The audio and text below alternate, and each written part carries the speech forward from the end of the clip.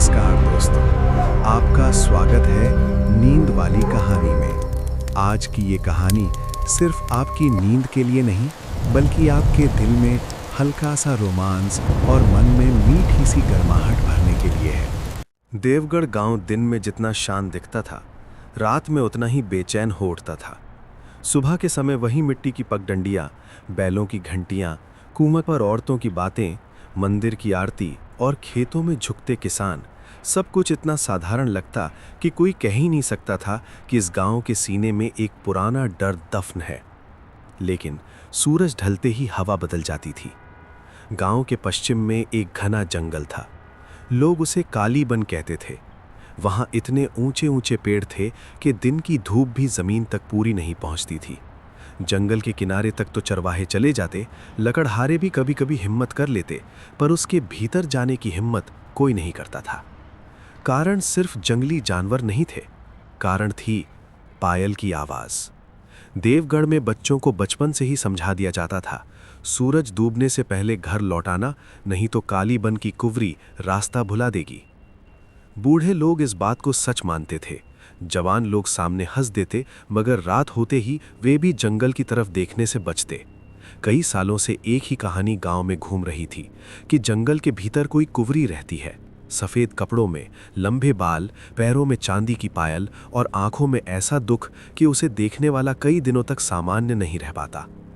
किसी ने उसे साफ साफ नहीं देखा था, लेकिन उसकी पायल वो कई लोगों ने सुनी थी। उस शाम भी देवगढ़ पर जल्दी अंधेरा उतर आया था। आसमान में धूल और बादलों की पतली परत थी। खेतों से लौटते किसान अपने अपने बैलों को हाँकते हुए घर आ रहे थे। औरतें आंगन में दिए जला रही थीं, बच्चों की आवाज़ें धीरे धीरे कम हो रही थीं। गांव के बीचों बीच बने पुराने पीपल के पेड़ के नीचे चौपाल सजी थी। वहीं 4-5 बुजुर्ग बैठे हुक्का पी रहे थे। उनमें सबसे बुजुर्ग था भैरो काका। सफ़ेद दाढ़ी, कांपते हाथ, मगर आंखें अब भी तेज। देवगढ़ में ऐसा माना जाता था कि अगर किसी को गांव का पुराना इतिहास जानना हो तो भैरो काका से अच्छा कोई नहीं। आज फिर हवा वैसी ही चल रही है, भैरो काका ने दूर जंगल की तरफ देखते हुए कहा। पास बैठे लक्ष्मण पटेल ने हंसने की कोशिश की। काका, आप तो हर हवा में अपशकुन ढूंढ लेते हो। भैरो काका मुस्कुराए नहीं, उनका चेहरा और गंभीर हो गया। जिस दिन ये हवा चलती है, उन्होंने धीमे स्वर में कहा, उस दिन काली बन खाली नहीं रहता। चौपाल पर कुछ पल के लिए चुप्पी छा गई। उसी समय गांव का एक लड़का, करीब 17 साल का, तेज कदमों से वहां आया। उसका नाम था गोपाल। सांवला चेहरा, बड़ी आंखें, पतला मगर फुर्तीला बदन। पिता के गुजर जाने के बाद वो अपनी मां सीता के साथ रहता था। मेहनती था, लेकिन उसके भीतर एक बेचैन जिज्ञासा भी थी जो अक्सर उसे मुसीबत के करीब ले जाती थी। काका, उसने सांस संभालते हुए कहा, नंदी चरवाहे की एक बकरी वापस नहीं आई। वो जंगल के किनारे तक गई थी। नंदी मुझे बुला रहा है, ढूंढने चलना है। भैरो काका का चेहरा एकदम बदल गया। अभी? उन्होंने कड़क आवाज में पूछा। हाँ अभी, अंधेरा पूरा नहीं हुआ, किनारे किनारे देखाएंगे। कोई कहीं नहीं जाएगा, भैरो काका ने लगभग आदेश देते हुए कहा। एक बकरी के लिए जान जोखिम में डालने की जरूरत नहीं। गोपाल ने होंठ भींच लिए। हर बार जंगल का नाम लेकर डराते रहते हो काका, अगर वहां कुछ होता तो अब तक किसी ने देख क्यों नहीं लिया? चौपाल पर बैठे बाकी लोग असहज हो गए। इस तरह की बात खुले में कम ही कोई कहता था। भैरो काका ने उसकी तरफ लंबे समय तक देखा, फिर धीरे से बोले, बेटा, हर चीज आंखों से नहीं दिखती, कुछ बातें बस भुगतनी पड़ती हैं। गोपाल ने जवाब नहीं दिया, पर उसकी आंखों में साफ लिखा था कि वो इन बातों को मानने वाला नहीं है। वो बिना कुछ कहे वहां से चला गया। पीछे से लक्ष्मण पटेल ने आवाज दी, अरे ओ गोपाल, रात होने वाली है। लेकिन गोपाल रुका नहीं। गांव के किनारे उसकी झोपड़ी थी। वहां पहुंचकर उसने देखा उसकी मां सीता चूल्हे पर रोटी सेंक रही थी। कहाँ गया था? सीता ने पूछा। चौपाल। और अब कहाँ जाने की सोच रहा है? मां ने बिना उसकी तरफ देखे ही पूछ लिया। शायद मां बेटे के मन को आवाज से समझ लेती थी। गोपाल थोड़ा चौंका। कहीं नहीं। सीता ने रोटी पलटी और फिर उसकी ओर मुड़ी। झूठ मत बोल, तेरी आंखें बता रही हैं कि फिर कोई जिद सवार है। गोपाल चुप रहा। सीता उसके पास आई। जंगल में मत जाना बेटा। तुम भी? गोपाल ने हल्की झुंझलाहट में कहा। पूरे गांव को क्या हो गया है? एक पायल की आवाज से सब कांपते क्यों हैं? सीता के चेहरे पर डर उतर आया। क्योंकि कुछ आवाजें सिर्फ आवाज नहीं होती। तो क्या होती हैं? सीता ने जवाब नहीं दिया। उसने बस उसके सिर पर हाथ फेरा और कहा, हर बात जानना जरूरी नहीं होता। यही बात गोपाल को सबसे ज्यादा परेशान करती थी। गांव में हर बड़ा आदमी आधी बात कहकर चुप हो जाता था, कोई पूरी कहानी नहीं बताता था, मानो सबने मिलकर एक रहस्य को मुंह बंद करके जिंदा रखा हो। रात थोड़ा और गहरी हुई। दूर मंदिर की घंटी बजी, कुत्ते भौंकने लगे, हवा में ठंडक बढ़ गई। गोपाल ने खाना खाया, लेकिन उसका मन कहीं और था। उसकी आंखों के सामने बार बार वही बात घूम रही थी कि अगर वहां कुछ नहीं है तो लोग इतने डरे क्यों हैं, और अगर सचमुच कुछ है तो वो क्या है। सीता जल्दी सो गई, पर गोपाल की आंखों से नींद कोसों दूर थी। आधी रात के करीब उसने धीरे से उठकर दरवाजा खोला। बाहर चांद अधूरा था, पर उसकी भीगी रोशनी से रास्ता दिख रहा था। उसने एक बांस की लाठी उठाई और दबे पांव घर से निकल गया। गांव सो चुका था, बस कहीं कहीं दियों की लौ कांप रही थी। गोपाल ने तेज कदमों से जंगल की तरफ बढ़ना शुरू किया। जैसे जैसे वो कालीबन के करीब पहुंचता गया, हवा भारी लगने लगी। पेड़ों की शाखाएं ऐसे हिल रही थीं जैसे आपस में कोई गुप्त बात कर रही हो। झिंगुरों की आवाज भी अजीब तरह से तेज थी। जंगल के किनारे पहुंचकर वो कुछ पल रुका। सामने अंधेरा था, गहरा, ठंडा, निगल जाने वाला अंधेरा। उसने खुद को संभाला और भीतर कदम रख दिया। सूखे पत्ते उसके पैरों तले चरमराए। हर कदम के साथ उसे लग रहा था जैसे कोई उसे देख रहा हो। उसने पीछे मुड़कर गांव की तरफ देखा, पर अब वहां की रोशनियां पेड़ों के बीच लगभग गायब हो गई थीं। वो थोड़ा और आगे बढ़ा। तभी छनन छन छनन, गोपाल के कदम वहीं जम गए। ये आवाज साफ थी, बहुत साफ, जैसे किसी ने बिल्कुल पास में पायल पहनी हो और धीरे धीरे कदम बढ़ाए हो। उसने सांस रोक ली। आवाज फिर आई, छनन छन, इस बार दाईं तरफ से।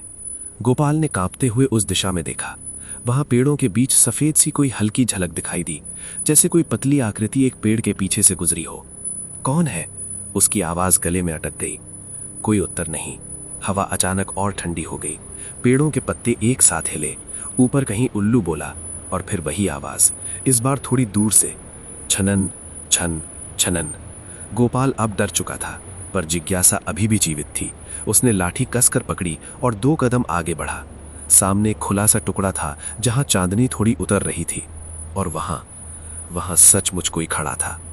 एक लड़की, सफेद वस्त्र, खुले लंबे बाल, झुका हुआ चेहरा और पैरों में चमकती पायल। गोपाल की धड़कन इतनी तेज हो गई कि उसे लगा अभी सीना फट जाएगा। उसने आंखें मल कर देखा, वो आकृति वहीं थी। धीरे धीरे उसने चेहरा उठाया। चांदनी उसकी आंखों पर पड़ी। गोपाल का शरीर बर्फ हो गया। उसने उन आंखों में डर नहीं देखा, क्रोध नहीं देखा। उसने देखा गहरा, अथाह दुख। ऐसा दुख जो किसी एक इंसान का नहीं, कई जन्मों का लगता हो। लड़की ने होंठ खोले, मानो कुछ कहना चाहती हो, लेकिन आवाज नहीं निकली। अचानक उसके पीछे कहीं दूर किसी आदमी की भारी आवाज गूंजी, रुको। गोपाल चौंक कर पीछे मुड़ा। अंधेरे के बीच 3 परछाइयां जंगल के भीतर से उसकी ओर बढ़ रही थीं। 3 लंबे जटाधारी साधु। एक के हाथ में त्रिशूल था, दूसरे के कंधे पर कमंडल लटक रहा था, तीसरे की आंखें अंधेरे में भी अजीब चमक रही थीं। गोपाल ने फिर पलटकर उस लड़की की ओर देखा, पर वो वहां नहीं थी। खुली जगह खाली थी, सिर्फ हवा चल रही थी और पायल की बहुत हल्की, दूर जाती हुई आवाज। तीनों साधु अब उसके सामने आ खड़े हो गए थे। सबसे आगे वाले साधु ने गंभीर स्वर में पूछा, तुमने उसे देख लिया? गोपाल के होंठ सूख गए। वो मुश्किल से बोल पाया, वो कौन थी? तीनों साधु कुछ क्षण चुप रहे। फिर बीच वाले साधु ने आसमान की तरफ देखा और कहा, तो समय सचमुच आ गया। गोपाल कुछ समझ पाता उससे पहले पीछे जंगल के और भीतर से एक ऐसी चीख सुनाई दी कि पूरी रात कांप उठी। वो किसी जानवर की नहीं थी, वो किसी इंसान की भी नहीं लग रही थी। और उसी चीख के साथ देवगढ़ की कहानी ने करवट बदल ली। कालीबन की उस भयानक चीख के बाद कुछ पल के लिए पूरा जंगल जैसे जड़ हो गया। हवा रुक गई, झींगुर चुप हो गए, पेड़ों की टहनियां भी स्थिर हो गईं, मानो रात ने अपनी सांस रोक ली हो। गोपाल का गला सूख चुका था। उसके हाथ में पकड़ी बांस की लाठी कांप रही थी। वो एक बार फिर उस खुली जगह की ओर देखने लगा जहां कुछ क्षण पहले सफेद वस्त्रों में वो कुंवरी खड़ी थी। अब वहां कुछ भी नहीं था, ना कोई परछाई, ना कोई पदचिन्ह, ना पायल की चमक, बस सूखे पत्तों पर फैली चांदनी और भीतर तक उतरती हुई ठंड। तीनों साधु उसके सामने खड़े थे। सबसे आगे वाला साधु लंबा, चौड़े कंधों वाला और कठोर चेहरे का था। उसकी दाढ़ी छाती तक उतरती थी। माथे पर भस्म की 3 रेखाएं थीं और हाथ में छोटा सा त्रिशूल। उसकी आंखों में करुणा कम, चेतावनी ज्यादा थी। दूसरा साधु दुबला पतला, शांत और उम्र में सबसे बड़ा लगता था। उसके चेहरे पर एक ऐसी स्थिरता थी जैसे बहुत कुछ देख लेने के बाद कोई भीतर से शांत हो गया हो। उसके कंधे पर कमंडल लटका था और गले में रुद्राक्ष की कई मालाएं। तीसरा साधु सबसे विचित्र था। उम्र कम लगती थी पर उसकी आंखें बहुत पुरानी थी, जैसे उनमें कई अनकहे रहस्य बंद हों। वो बाकी दोनों से थोड़ा पीछे खड़ा था, लेकिन उसकी नज़र लगातार गोपाल के चेहरे पर टिकी थी। पहले साधु ने भारी स्वर में कहा, यहाँ खड़े रहना ठीक नहीं।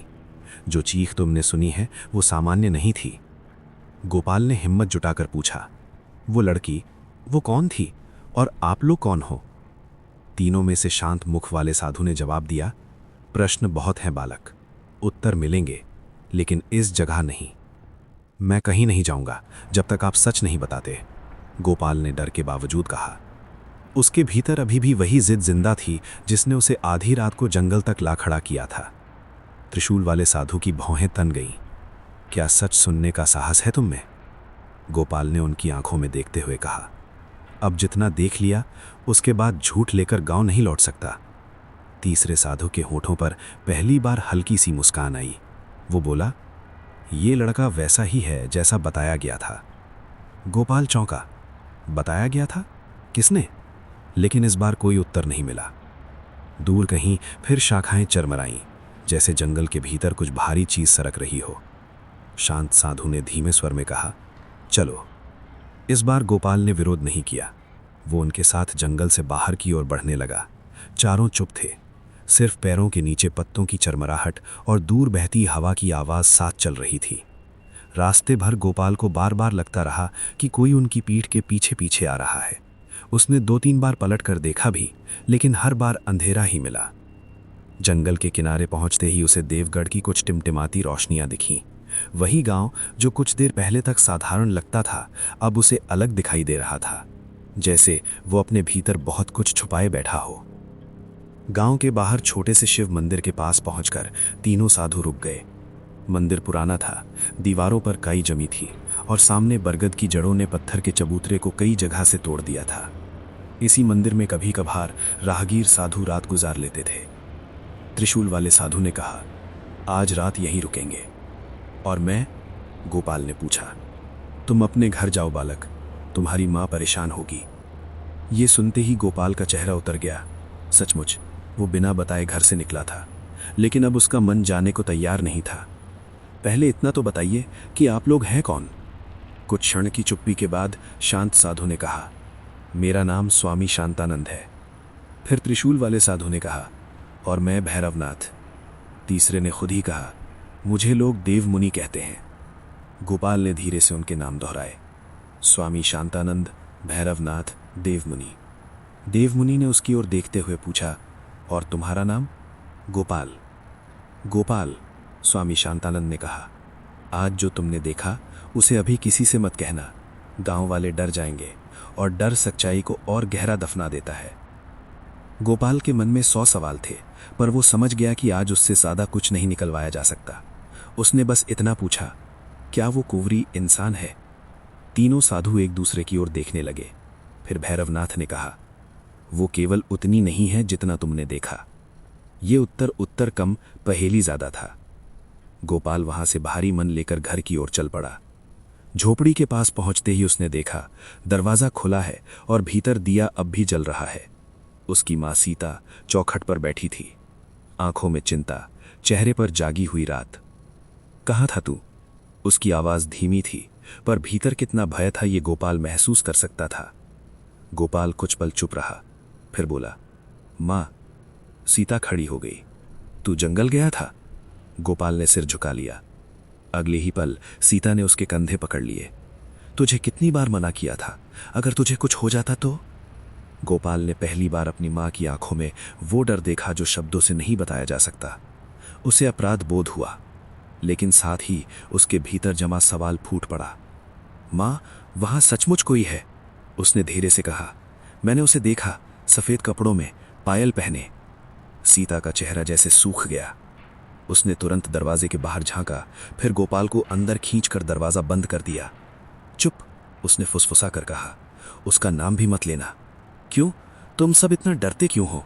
वो कौन है? सीता पीछे हट गई। उसकी आंखों में आंसू चमक रहे थे। कुछ सवाल ऐसे होते हैं जिनके जवाब पीढ़ियां चुकाती हैं बेटा। तो क्या हमारा गांव कोई पाप छुपा रहा है? गोपाल के मुंह से अचानक निकल गया। सीता ने उसकी ओर ऐसे देखा जैसे उसने कोई ताला तोड़ दिया हो, पर अगले ही पल उसने मुंह फेर लिया। सो जा मां, मैंने कहा सो जा। उस रात गोपाल बिस्तर पर लेटा रहा, पर सो नहीं पाया। बाहर कहीं दूर कुत्ते भौंक रहे थे। बीच बीच में मंदिर की तरफ से धीमे स्वर में घंटी की आवाज आती रही। उसके मन में बार बार वही दृश्य लौटता। चांदनी में खड़ी वो कुंवरी, उसकी आंखों का अथाह दुख, और फिर 3 साधुओं का अचानक वहां आ जाना। उसे सबसे ज्यादा चुभ रही थी एक बात। देव मुनि ने क्यों कहा था कि वो वैसा ही है जैसा बताया गया था? किसने बताया था और क्यों? सुबह देवगढ़ में खबर फैलने देर नहीं लगी कि रात को गांव के बाहर शिव मंदिर में 3 साधु आए हैं। गांव में साधुओं का आना नई बात नहीं थी, मगर इन तीनों के आने की खबर अलग तरह से फैली। शायद इसलिए कि कई लोगों ने रात को जंगल की दिशा में अजीब आवाजें सुनी थीं। शायद इसलिए कि भैरों काका सुबह सुबह बिना कुछ बोले मंदिर की ओर निकल गए थे। और शायद इसलिए कि देवगढ़ के लोगों के भीतर पुराने डर हमेशा आधी नींद में जागते रहते थे। जब सूरज थोड़ा ऊपर चढ़ा, मंदिर के पास भीड़ जुटने लगी। औरतें दूर खड़ी होकर देख रही थीं, बच्चे उत्सुकता से एक दूसरे को धकेल रहे थे। गांव के पुरुष सम्मान और शंका के बीच झूलते हुए आगे बढ़ रहे थे। गोपाल भी वहां पहुंचा, लेकिन इस बार वो सबसे पीछे नहीं, सबसे आगे खड़ा था। बरगद के नीचे तीनों साधु बैठे थे। स्वामी शांतानंद आंखें बंद किए ध्यान में थे। भैरवनाथ मंदिर की टूटी सीढ़ियों पर बैठा त्रिशूल के सिरे से मिट्टी पर कुछ आकृतियां बना रहा था। देवमुनि चुपचाप भीड़ को देख रहा था, जैसे हर चेहरे को पढ़ रहा हो। तभी भीड़ को चीरते हुए सरपंच रामदास आगे आए। 55 के करीब उम्र, भारी शरीर, तीखी मूछें और चाल में अधिकार। देवगढ़ में अंतिम बात अक्सर उन्हीं की मानी जाती थी। उनके पीछे पटेल, बनिया, पुजारी और कुछ दूसरे प्रभावशाली लोग भी थे। रामदास ने हाथ जोड़कर कहा, महाराज, देवगढ़ में आपका स्वागत है। स्वामी शांतानंद ने आंखें खोली और शांत स्वर में कहा, कल्याण हो। रामदास ने बैठने का आग्रह किया, फिर बोले, गांव छोटा है पर सेवा में कमी नहीं होगी। बस ये जानना चाहते हैं कि आप यहाँ किस उद्देश्य से आए हैं। ये प्रश्न सामान्य था, पर उसके भीतर छिपी बेचैनी गोपाल भी समझ गया। भैरवनाथ ने सीधा जवाब दिया, जिस उद्देश्य को तुम सबसे बेहतर जानते हो। भीड़ में हलचल हुई। रामदास के चेहरे पर क्षण भर के लिए तनाव उभरा, मगर उन्होंने खुद को संभाल लिया। मैं समझा नहीं। देव मुनि ने पहली बार खुलकर कहा, जो लोग बहुत ज़्यादा समझा नहीं कहते हैं, अक्सर वही सबसे ज़्यादा समझते हैं। कुछ लोग हंसना चाहते थे, मगर माहौल ऐसा नहीं था। भैरों काका आगे आए। उन्होंने तीनों साधुओं को ध्यान से देखा, फिर बहुत धीमी कांपती आवाज में पूछा, क्या आपको कालीबन ने बुलाया है? ये सुनते ही आसपास खड़े लोगों की सांस जैसे अटक गई। स्वामी शांतानंद ने भैरों काका की ओर देखा और सिर झुका दिया। हाँ, इतना सुनना था कि भीड़ में फुसफुसाहट तेज हो गई। कालीबन, फिर वही बात, हे भोलेनाथ। रामदास ने तुरंत लोगों को शांत करने की कोशिश की। चुप रहो सब। फिर वो साधुओं की ओर मुड़े। महाराज, गांव में औरत बच्चे रहते हैं, बिना वजह डर फैलाना ठीक नहीं। अगर कोई विशेष बात है तो मुझे अलग से बता दीजिए। भैरवनाथ इस बार खड़े हो गए। अब उनकी आवाज़ और कठोर थी। विशेष बात यह है कि समय लौट आया है। जो दबाया गया था वो अब दबा नहीं रहेगा। जंगल जाग चुका है, और जिसे तुम लोग कुंवरी कहकर कहानी बना चुके हो, वो कहानी नहीं है। भीड़ अब सचमुच डर गई। एक औरत ने अपने बच्चे को सीने से चिपका लिया। 2 बूढ़े पीछे हट गए। पुजारी ने तुरंत मन ही मन कुछ मंत्र बुदबुदाने शुरू कर दिए। गोपाल की नज़र सरपंच रामदास पर गई। उनका चेहरा फीका पड़ चुका था, लेकिन वो इसे छुपाने की पूरी कोशिश कर रहे थे। मुझे इन पहेलियों से कुछ समझ नहीं आता, रामदास ने कहा। सीधी बात कहिए, स्वामी शांतानंद ने जवाब दिया। सीधी बात यह है कि इस गांव का पुराना ऋण बाकी है। कौन सा ऋण? भैरों काका के मुंह से निकला। जिसे एक पिता ने लिया था और जिसकी कीमत एक बेटी ने चुकाई। ये सुनते ही सीता, जो दूर औरतों के बीच खड़ी थी, लड़खड़ा गई। गोपाल ने पहली बार देखा कि उसकी माँ का चेहरा इतना सफ़ेद पड़ सकता है। उसने भीड़ के पार से माँ को देखा, फिर साधुओं को, फिर जंगल की दिशा में। अचानक उसे लगा कि ये कहानी किसी अनजान लड़की की नहीं, किसी। गोपाल कुछ पल के लिए वहीं जम गया। धूप साफ थी, मंदिर के सामने लोग अब भी आ जा रहे थे, और फिर भी उसने वो आवाज़ साफ सुनी थी, झनन झन। बहुत हल्की, लेकिन उतनी ही साफ जितनी पिछली रात जंगल में सुनाई दी थी। उसने तेजी से पीछे मुड़कर देखा। गांव की ओर जाने वाली पगडंडी पर दो औरतें सिर पर घड़े रखे जा रही थीं। कुछ बच्चे बरगद के पास खेलते हुए मिट्टी उछाल रहे थे। एक बूढ़ा आदमी लकड़ी की गठरी उठाए धीरे धीरे चल रहा था। सब कुछ सामान्य दिख रहा था, पर गोपाल के भीतर कुछ भी सामान्य नहीं था। क्या हुआ? यह आवाज़ भैरों काका की थी। वे न जाने कब उसके पास आ खड़े हुए थे। गोपाल ने उनकी तरफ देखा। काका की धुंधली मगर तेज आंखें उसके चेहरे को पड़ रही थीं। काका, गोपाल ने धीमे स्वर में कहा, आपको कुछ सुनाई दिया? भैरों काका का चेहरा तुरंत सख्त हो गया। क्या? गोपाल ने आसपास देखा, फिर और धीमे बोला, पायल। काका के हाथ की लकड़ी हल्की सी कांपी। कहाँ से? उन्होंने फुसफुसा कर पूछा। यहीं, गांव की तरफ से। भैरों काका ने बिना कुछ कहे पहले मंदिर, फिर पगडंडी, फिर दूर जंगल की दिशा देखी। कुछ क्षण बाद उन्होंने गोपाल का हाथ पकड़ लिया। चल मेरे साथ। पर चल। उनकी आवाज़ में ऐसा दबाव था कि गोपाल बिना बोले उनका साथ हो लिया। दोनों गांव के बीचों बीच चौपाल तक आए। रास्ते में काका एक एक घर, एक एक मोड़ को ऐसे देखते चल रहे थे जैसे किसी पुरानी चीज़ की वापसी का डर उन्हें भीतर तक उतर रहा हो। चौपाल के पास पहुंचकर उन्होंने गोपाल को पीपल की जड़ के पास बैठा दिया। अब ध्यान से बता, काका बोले। आवाज़ कितनी पास थी? जैसे यहीं कहीं पास से आई हो, पर मैं देख नहीं पाया कि कौन। भैरों काका ने लंबी सांस ली। बुरा हुआ। क्या बुरा हुआ? जो बात सालों से जंगल के भीतर बंधी थी, काका ने सूखे होठों पर जीभ फेरते हुए कहा, वो अब गांव की देहरी पर आ गई है। गोपाल का दिल तेज धड़कने लगा। काका, आप सब कुछ जानते हो, फिर बताते क्यों नहीं? भैरों काका ने सीधा उत्तर नहीं दिया। उन्होंने बस इतना कहा कि बेटा, कुछ सच ऐसे होते हैं जिन्हें बोलते ही वे और ताकतवर हो जाते हैं। तो क्या चुप रहने से सब ठीक हो जाएगा? काका ने उसकी तरफ देखा। इस बार उनकी आंखों में थकान थी। नहीं, अब शायद नहीं। इतना कहकर वे उठे और तेज कदमों से सरपंच रामदास के घर की दिशा में चल दिए। गोपाल उन्हें जाते देखता रहा। उसके मन में अब बेचैनी और बढ़ गई थी। एक तरफ साधु थे, दूसरी तरफ गांव के बुजुर्गों का डर, और बीच में वो रहस्यमयी कुंवरी। उसे लग रहा था कि हर कोई कहानी का एक हिस्सा जानता है, मगर कोई भी पूरी बात नहीं बता रहा। उसी समय पीछे से किसी ने पुकारा, अरे गोपाल! वो पलटा।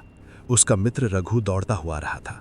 रघु गांव के लोहार का बेटा था, उम्र में गोपाल का हम उम्र, मगर स्वभाव में उल्टा, बातूनी, चंचल और डरते हुए भी हंसने वाला। सुना, 3 साधु आए हैं, रघु ने हाफते हुए कहा, और सब कह रहे हैं कि काली बन का कोई मामला है। तू तो रात को दिखा भी नहीं था, कहीं तूने? गोपाल ने उसे बीच में रोका। चल कहीं और चलते हैं, यहाँ नहीं। दोनों चौपाल से हटकर तालाब की तरफ आ गए। वहां इस समय कम लोग थे। कुछ औरतें कपड़े धो रही थीं, पर वे दूर थीं। रघु ने उत्सुकता से पूछा, अब बता भी, तेरे चेहरे से लग रहा है कुछ देखा है। गोपाल कुछ पल चुप रहा। उसे समझ नहीं आ रहा था कि कितना बताए, पर रघु उसका सबसे करीबी दोस्त था। आखिर उसने धीमे स्वर में कहा, मैं रात को जंगल गया था। रघु का मुंह खुला का खुला रह गया। पागल है क्या? शायद। फिर गोपाल ने पिछली रात की सारी बात बता दी। जंगल, पायल, सफ़ेद कपड़ों वाली लड़की, उसकी दुखी आंखें, और फिर 3 साधुओं का अचानक सामने आ जाना। रघु की रंगत उड़ गई। वो थोड़ी देर तक चुप बैठा रहा, फिर बोला, मैं तो बस सुनकर ही कांप गया। तू वहां खड़ा कैसे रहा? गोपाल हल्का सा हंसा, लेकिन वो हंसी उसे खुद भी बनावटी लगी। पहले लगा कोई इंसान होगा, फिर जब देखा तो भागना चाहिए था, पर पैर जैसे जम गया। रघु ने फुसफुसा कर पूछा, वो भूत थी? पता नहीं। और साधु? वे उसे जानते हैं। रघु ने मिट्टी पर उंगली से गोल बनाते हुए कहा, मुझे ये सब अच्छा नहीं लग रहा। गांव में पहले ही लोग अजीब बातें करते हैं, अब अगर सचमुच। वो बात अधूरी छोड़कर रुक गया, क्योंकि उसी क्षण दोनों ने तालाब के दूसरी तरफ हलचल देखी। गांव की कुछ औरतें एक साथ इकट्ठा हो गई थीं। कोई घड़ा गिरने की आवाज़ आई, फिर किसी लड़की की घबराई हुई चीख। गोपाल और रघु तुरंत उठे और दौड़ते हुए उधर पहुंचे। तालाब के किनारे चंपा खड़ी थी, गांव की किशोरी जिसकी उम्र मुश्किल से 15-16 साल होगी। उसका घड़ा टूटकर पानी में आधा डूब गया था। उसका चेहरा पक था और हाथ कांप रहे थे। उसकी माँ उसे थामे हुए थी। बाकी औरतें एक दूसरे से तेज तेज पूछ रही थीं, क्या हुआ, क्या हुआ? गोपाल ने आगे बढ़कर पूछा, चंपा, क्या देखा तूने? चंपा ने कांपती उंगली तालाब के पीछे वाले संकरे रास्ते की ओर उठाई। वहां से आगे झाड़ियां थीं, फिर पुराने आम के पेड़ और उसके बाद जंगल की तरफ जाने वाला कच्चा रास्ता। वहां कोई खड़ी थी। औरतों में सिहरन दौड़ गई। कौन? सफेद कपड़ों में। चंपा की आंखें फैल गईं। और उसके पैरों में पायल थी। एक पल में वहां डर का धुआं फैल गया। एक बूढ़ी औरत ने तुरंत अपने माथे पर हाथ मारा। हे दैया, वो गांव में आ गई। दूसरी ने चंपा के सिर पर काला धागा बांधने की बात की। किसी ने पुजारी को बुलाने को कहा। कोई बोला, मैंने कहा था ना, ये साधु शुभ नहीं। गोपाल का दिल तेज धड़कने लगा। उसने रघु की तरफ देखा। रघु भी अब पूरी तरह सहम चुका था। कहाँ गई वो? गोपाल ने चंपा से पूछा। पेड़ के पीछे थी, फिर गायब हो गई। चेहरा देखा? नहीं, बस बाल और सफेद कपड़ा और पायल। इतने में तालाब की ओर सरपंच रामदास, भैरों काका, पुजारी और कुछ अन्य आदमी भी वहां पहुंच गए। खबर हवा से भी तेज दौड़ी थी। रामदास ने सख्ती से पूछा, किसने क्या देखा? चंपा की मां ने सारी बात जल्दी जल्दी बता दी। लोगों की भीड़ बढ़ती जा रही थी। रामदास ने चारों ओर देखते हुए आवाज ऊंची की, सब शांत रहो, किसी अफवाह को सच मत बनाओ। भैरू काका ने धीमे स्वर में कहा, अब यह अफवाह नहीं रही। रामदास ने उन्हें घूरा पर बोले कुछ नहीं। उसी समय तीनों साधु भी वहां आ गए। न जाने किसने उन्हें खबर दी थी। जैसे ही लोग उन्हें देखे, भीड़ अपने आप दो हिस्सों में बंट गई। स्वामी शांतानंद ने तालाब के किनारे की मिट्टी को देखा, फिर उस संकरे रास्ते पर नजर डाली जहां चंपा ने उस आकृति को देखने की बात कही थी। भैरवनाथ नीचे झुके और मिट्टी को उंगलियों से छुआ।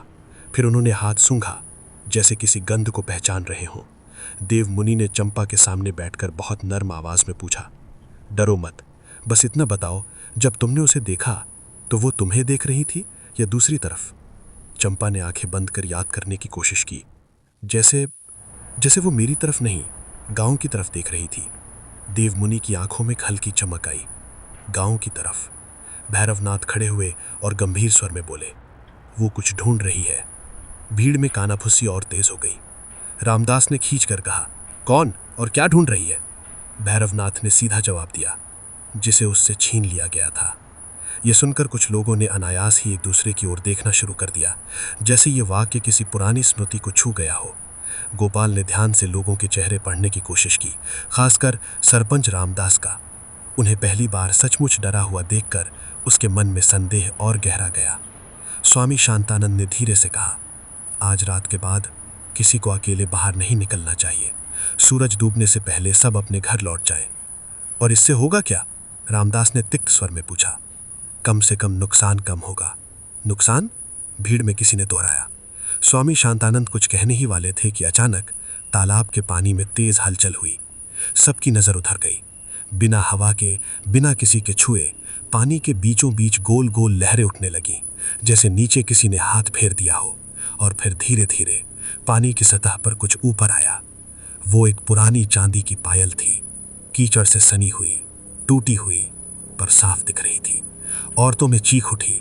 कोई पीछे हट गया, कोई रोने लगा। चंपा की मां ने उसे कसकर पकड़ लिया। रघु ने गोपाल का हाथ जकड़ लिया। भैरों काका के होठ कांपे। उन्होंने बुदबुदा कर कहा, हे भोले, ये वही है क्या? गोपाल की आंखें पायल पर टिक गईं।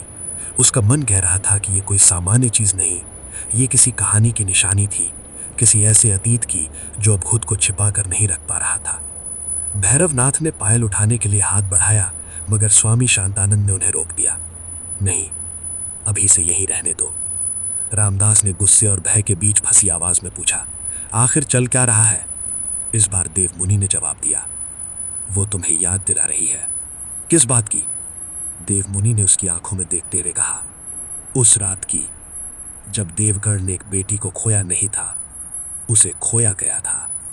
ये सुनते ही जैसे हवा भारी हो गई। कुछ औरतों ने अपने मुंह पर हाथ रख लिया। भैरव काका ने आंखें बंद कर ली। सीता, जो भीड़ के पीछे खड़ी थी, एक कदम पीछे हट गई। और गोपाल को पहली बार लगा कि अब यह रहस्य बाहर आने ही वाला है। रामदास ने देव मुनि पर कड़ी नजर डाली। ये झूठ है। देव मुनि शांत रहे। तो सच बोल दो। रामदास के पास उत्तर नहीं था। तभी एक लड़का हांफता हुआ दौड़ता आया। वो सरपंच के घर का नौकर था।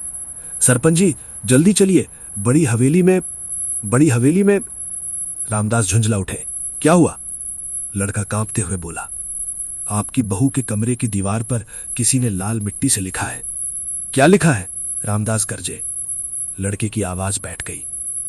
लिखा है, मैं लौट आई हूं। भीड़ पर जैसे वज्र गिरा। रामदास का चेहरा राख जैसा हो गया। भैरवनाथ ने त्रिशूल कसकर पकड़ा। स्वामी शांतानंद ने आंखें बंद कर लीं और गोपाल के कानों में फिर वही दूर की आवाज पड़ी, छनन छन छनन। इस बार वो आवाज तालाब, मंदिर या जंगल से नहीं, सीधे सरपंच की हवेली की दिशा से आ रही थी।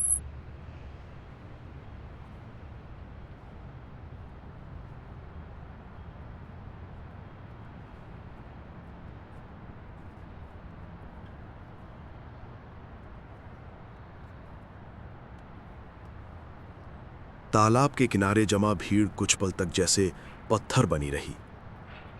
मैं लौट आई हूं, ये 4 शब्द हवा में नहीं, लोगों की छाती पर लिख गए थे। सरपंच रामदास की आंखें फैल गईं। उनका भारी शरीर जैसे अचानक हल्का और अस्थिर हो गया। उन्होंने उस लड़के का कंधा पकड़ लिया जो खबर लाया था। किसने देखा? उनकी आवाज कांप रही थी, चाहे वे छुपाने की कितनी भी कोशिश कर रहे थे। बहू जी ने, लड़के ने हांफते हुए कहा। वो पूजा का थाल लेकर कमरे में गईं तो दीवार पर लिखा देखा, फिर चीख पड़ी। रामदास ने एक पल भी नहीं गंवाया। वे तेजी से हवेली की ओर बढ़ गए। उनके पीछे पटेल, पुजारी, कुछ आदमी और फिर भीड़ का बड़ा हिस्सा चल पड़ा। देवगढ़ में अब कोई अपने घर नहीं जा रहा था। सबको लग रहा था कि जो रहस्य बरसों से बंद था, उसका दरवाजा सचमुच खुल गया है। गोपाल भी भीड़ के साथ चल पड़ा। रघु उसके साथ था, मगर उसकी चाल में घबराहट साफ थी। हमें जाना जरूरी है क्या? रघु ने धीमे स्वर में पूछा। गोपाल ने बिना उसकी तरफ देखे कहा, अब रुककर भी क्या करेंगे? तीनों साधु भी पीछे पीछे चल रहे थे। भैरवनाथ की आंखें चारों ओर घूम रही थीं, जैसे वे सिर्फ लोगों को नहीं, हवा को भी परख रहे हों। स्वामी शांतानंद शांत दिख रहे थे, मगर उनके चेहरे पर गहरी गंभीरता उतर आई थी। देव मुनि सबसे पीछे थे, पर एक अजीब बात थी। वे हर घर, हर मोड़, हर दरवाजे को ऐसे देख रहे थे जैसे पहले भी यहां आ चुके हों। गांव के बीचों बीच बनी सरपंच की हवेली देवगढ़ की सबसे बड़ी इमारत थी। ऊंची मिट्टी पत्थर की दीवारें, बड़ा लकड़ी का फाटक, भीतर चौड़ा आंगन, दाईं ओर गौशाला, बाईं ओर रसोई और पीछे के हिस्से में परिवार के रहने के कमरे। हवेली गांव की ताकत का प्रतीक मानी जाती थी, मगर आज उस फाटक के बाहर पहुंचते ही साफ लग रहा था कि ताकत का रंग उतर चुका है। फाटक खुला था। भीतर औरतों की दबे स्वर में सिसकियां सुनाई दे रही थीं। रामदास सबसे पहले अंदर घुसे। बाकी लोग थोड़ी हिचक के साथ उनके पीछे हुए। गोपाल और रघु भी भीड़ को चीरते हुए भीतर पहुंचे। आंगन में रामदास की बहू सरस्वती बैठी थी। उसका चेहरा पीला पड़ चुका था, माथे की बिंदी तिरछी हो गई थी और हाथ अब भी कांप रहे थे। 2 औरतें उसे पानी पिला रही थी। कहाँ है? रामदास ने कड़क कर पूछा। सरस्वती ने कांपती उंगली पीछे वाले कमरे की ओर उठाई। सभी की नजर एक साथ उसी दिशा में गई। कमरे का दरवाजा आधा खुला था। भीतर की मिट्टी पुती दीवार पर सचमुच लाल भूरी लकीरों से बड़े टेढ़े मेढ़े अक्षरों में लिखा था, मैं लौट आई हूं। कमरे में ऐसी ठंड थी जो बाहर की धूप से मेल नहीं खाती थी। रघु ने गोपाल की बांह पकड़ ली। ये किसने लिखा होगा? गोपाल के पास उत्तर नहीं था। वो बस दीवार को देख रहा था। वो लिखावट उंगली से लिखी हुई लगती थी, मिट्टी, सिंदूर या शायद गीली लाल माटी से। लेकिन सवाल ये था कि किसने और कैसे? हवेली के अंदर, दिन के उजाले में? पुजारी ने घबराकर तुरंत मंत्र बुदबुदाने शुरू कर दिए। पटेल ने फुसफुसाकर कहा, यह शुभ नहीं है। किसी और ने कहा, घर की औरतों पर नजर रखो।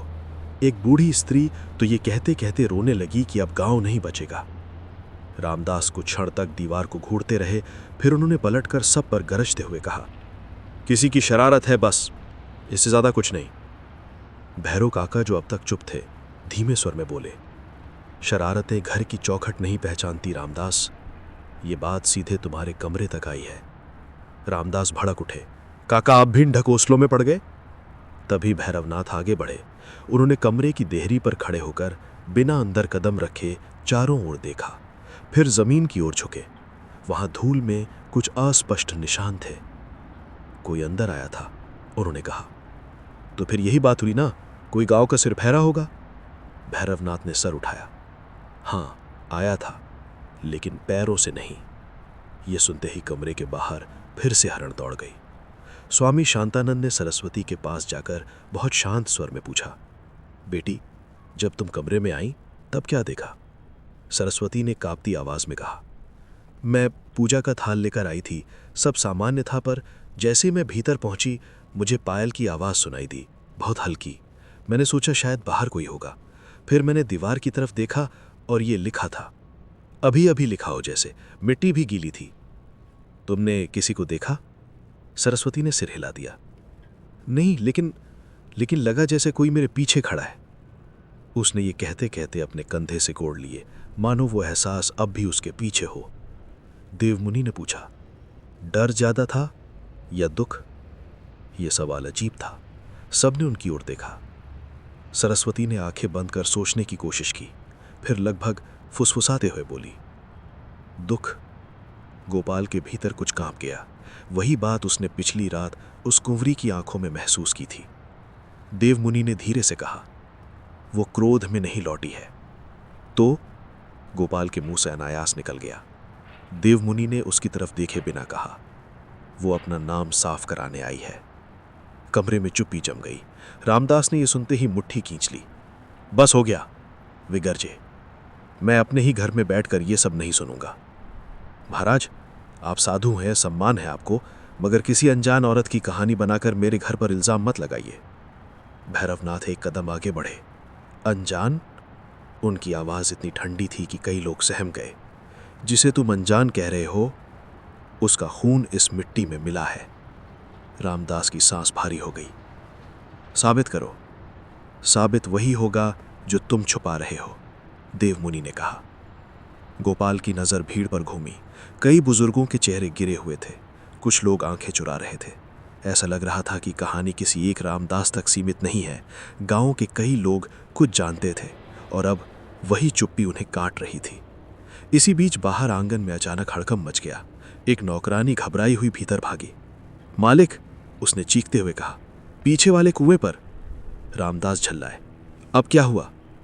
कुएं का पानी लाल हो गया है। एक पल को लगा किसी ने सबकी रीढ़ में बर्फ डाल दी हो। सब भीड़ एक साथ मुड़ी और हवेली के पिछवाड़े की ओर भागी। गोपाल, रघु, साधु, रामदास सब दौड़ते हुए पिछवाड़े पहुंचे। वहां पुराना गोल कुआं था जिसकी जगत पर काई जमी थी। आम दिनों में यह कुआं सिर्फ घर के कामों के लिए इस्तेमाल होता था। आज उसकी जगत पर दो नौकर खड़े कांप रहे थे। सबने झुककर भीतर देखा। पानी सचमुच लाल दिख रहा था। गहरा नहीं, मगर साफ इतना कि भ्रम नहीं हो सकता था, जैसे किसी ने पानी में लाल मिट्टी, रंग या कुछ और घोल दिया हो। और कुएं से अजीब ठंडी हवा उठ रही थी। पुजारी पीछे हट गए। अरे बाप रे, रघु ने घबरा कर कहा, यह तो अच्छा नहीं। गोपाल झुककर ध्यान से देखने लगा। लाल पानी के बीच कुछ तैरता हुआ भी दिख रहा था। पहले तो वो समझ नहीं पाया, फिर धीरे धीरे वो चीज घूमकर सामने आई। वो एक छोटा सा पीले कपड़े का टुकड़ा था। कपड़े के कोने पर लाल धागे से कढ़ाई की गई थी। कू। बस 2 अक्षर साफ दिखे, बाकी पानी में भीगे हुए थे। भैरव काका ने इसे देखते ही मुंह पर हाथ रख लिया। नहीं। गोपाल ने तुरंत उनकी ओर देखा। काका, आप इसे पहचानते हो? काका की आंखें भर आई थीं, वे बोल नहीं पाए। स्वामी शांतानंद ने रामदास की तरफ देखा। अब भी शरारत लगेगी? रामदास ने कोई उत्तर नहीं दिया। उनका चेहरा लाल से पीला हो रहा था। उनकी आंखों में पहली बार गुस्से से ज्यादा घबराहट थी। देवमुनि ने बहुत धीरे से कहा, उसका नाम कू से शुरू होता था, है ना? कुएं के पास खड़े कुछ बूढ़े एक दूसरे की ओर देखने लगे। किसी ने कुछ नहीं कहा, पर उनकी खामोशी खुद जवाब जैसी थी। गोपाल के मन में एक बात कौन थी? कुंवरी। देवमुनि ने उसकी ओर देखा। वे केवल कुंवरी नहीं थी, उसका एक असली नाम भी था। क्या? देवमुनि कुछ कहते उससे पहले रामदास गरज उठे, बस, कोई कुछ नहीं बोलेगा। सभी चौंक गए। ये मेरा घर है, रामदास बोले, और मेरे घर के पीछे के कुएं पर तमाशा लगाने का हक किसी को नहीं। सब लोग यहां से जाओ। तमाशा तुम्हारे दरवाजे पर नहीं आया रामदास, भैरवनाथ ने कहा, तुम्हारे अतीत ने दस्तक दी है। रामदास ने पहली बार उनकी आंखों में आंखें डालकर कहा, मेरा अतीत साफ है। तभी पीछे भीड़ में खड़ी एक बूढ़ी औरत रो पड़ी। वे थीं जसोदा दाई, गांव में कई बच्चों को जन्म दिलाने वाली पुरानी दाई। उसकी कमर झुकी हुई थी, आंखें धसी हुई थीं, मगर उस वक्त उसके चेहरे पर ऐसा दर्द था जैसे कोई बहुत पुराना जख्म फिर खुल गया हो। झूठ मत बोल रामदास, वो रोते हुए कहा। भीड़ पर सन्नाटा छा गया। रामदास जैसे पत्थर बन गए। जसोदा दाई कांपते हुए आगे आई। भगवान से तो डर, इतने बरस चुप रही मैं, पर अब नहीं। तो चुप रहेगी, रामदास दहाड़े। लेकिन जसोदा दाई अब रुकने वाली नहीं थी। नहीं, अब नहीं। उस रात भी मैं चुप रही जब मुझे चुप कराया गया। मैंने अपनी आंखों से देखा था, वो लड़की रो रही थी, गिड़गिड़ा रही थी। लोगों के चेहरे सख्त हो गए। कुछ औरतें सिसकने लगी। गोपाल एक कदम आगे बढ़ गया। कौन लड़की? जसोदा दाई के होठ कांपे। कुसुम। ये नाम सुनते ही भैरव काका ने आंखें बंद कर ली। गोपाल के भीतर जैसे कोई ताला टूटा। कुसुम तो जंगल की कुंवरी का नाम कुसुम था। देवमुनि ने बहुत धीमे स्वर में दोहाया, हां, कुसुम। रामदास अब पूरी तरह बेकाबू हो चुके थे।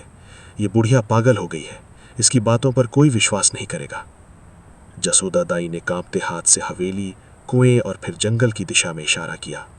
करना पड़ेगा, क्योंकि कुसुम मरी नहीं थी वैसे, जैसे तुम लोगों ने गांव को बताया था। तो कैसे? गोपाल ने तुरंत पूछा। जसोदा दाई का गला भराया। उसे हवेली की छत पर लहराया वो सफेद कपड़ा सिर्फ एक पल के लिए दिखाई दिया था, लेकिन उसका असर बहुत देर तक सबके चेहरों पर बना रहा।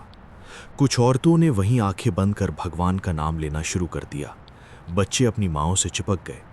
पटेल ने घबराकर ऊपर फिर देखा, मानो उम्मीद हो कि इस बार कुछ साफ दिख जाए, पर छत अब बिल्कुल खाली थी।